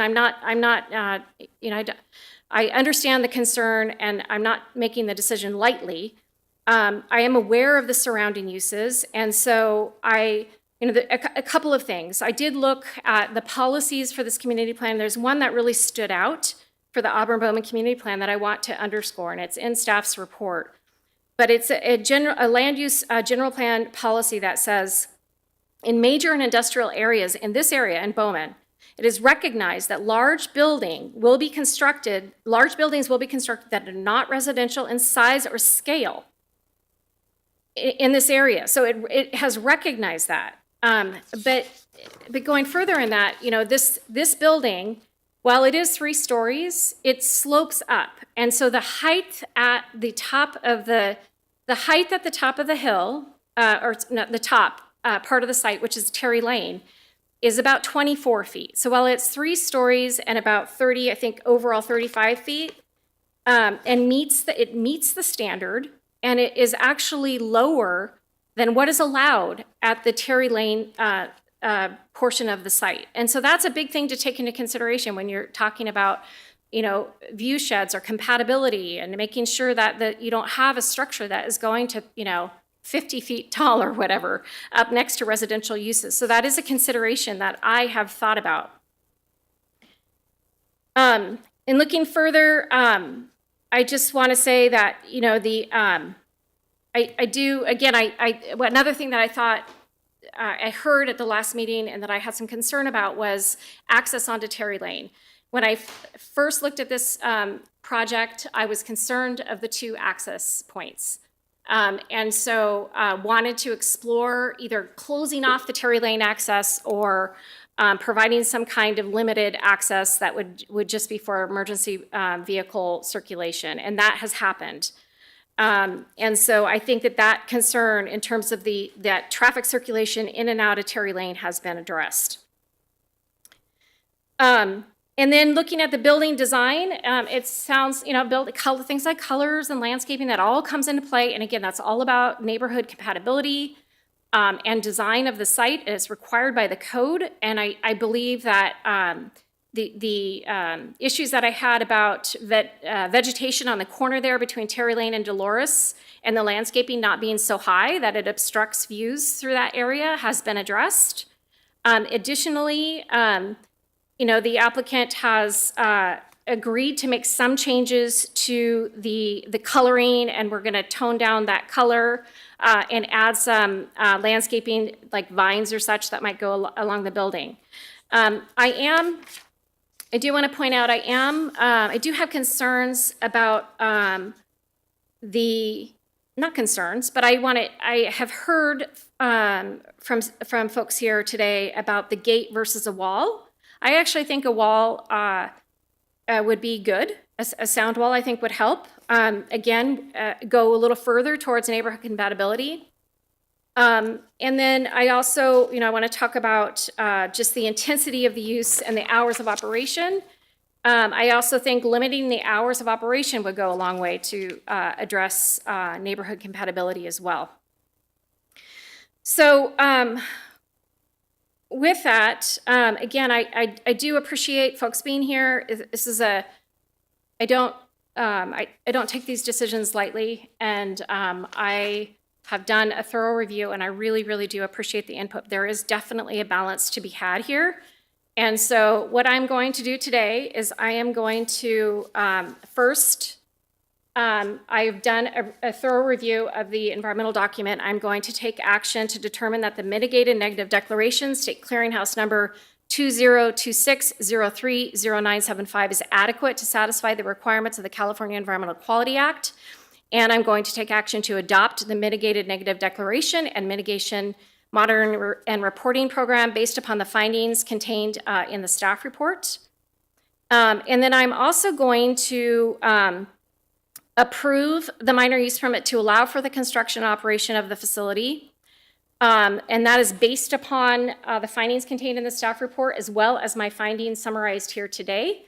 And then it is also subject to the conditions of approval in the staff report, as well as the conditions of approval that have been modified in the RADA. However, I'm going to make a couple of changes to the conditions.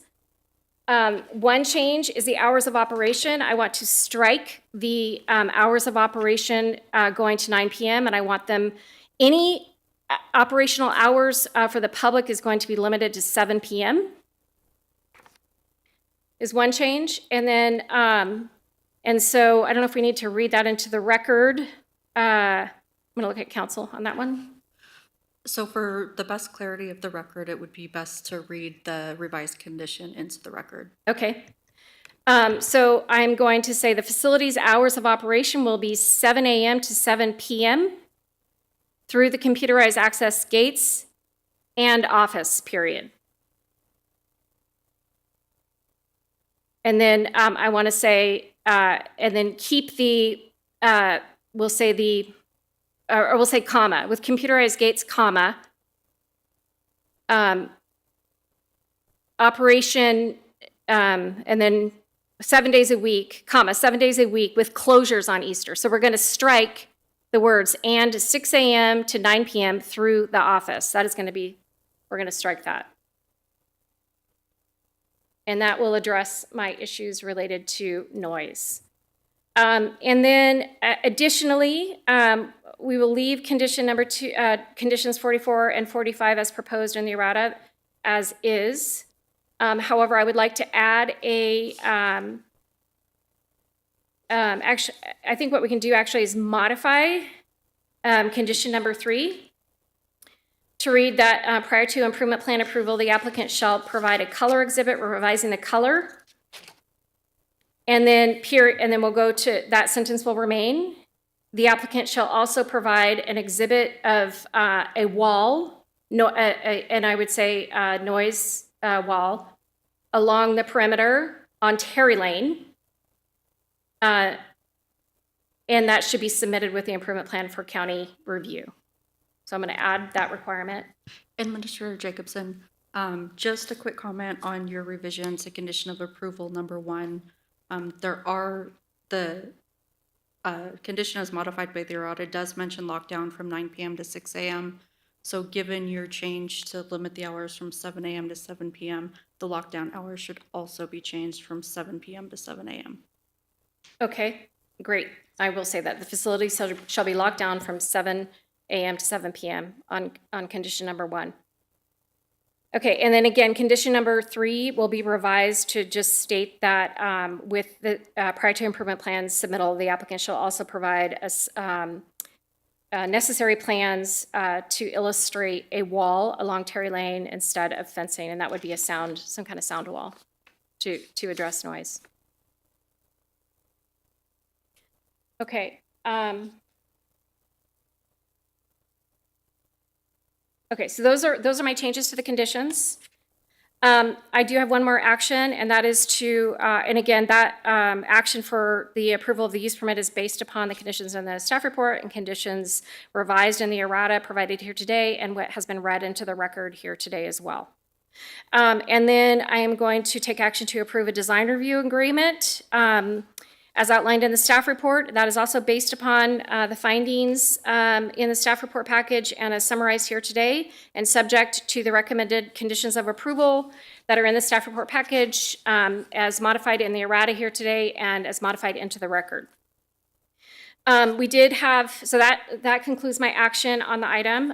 We have had a lot of comment on this, both in writing and here today at the hearing and in the May hearing. So we cannot waive the appeal period. So since we did receive comments, there is a 10-day appeal period before this decision becomes final. If anyone disagrees with my decision here today or feels that they have been adversely affected, they can file an appeal of my decision, and my decision will be set aside until such time the appeal can be heard by the Placer County Planning Commission. Should an appeal be filed, it is subject to a filing fee of $774. So that concludes item number 8 on today's agenda. Thank you, everyone, for being here.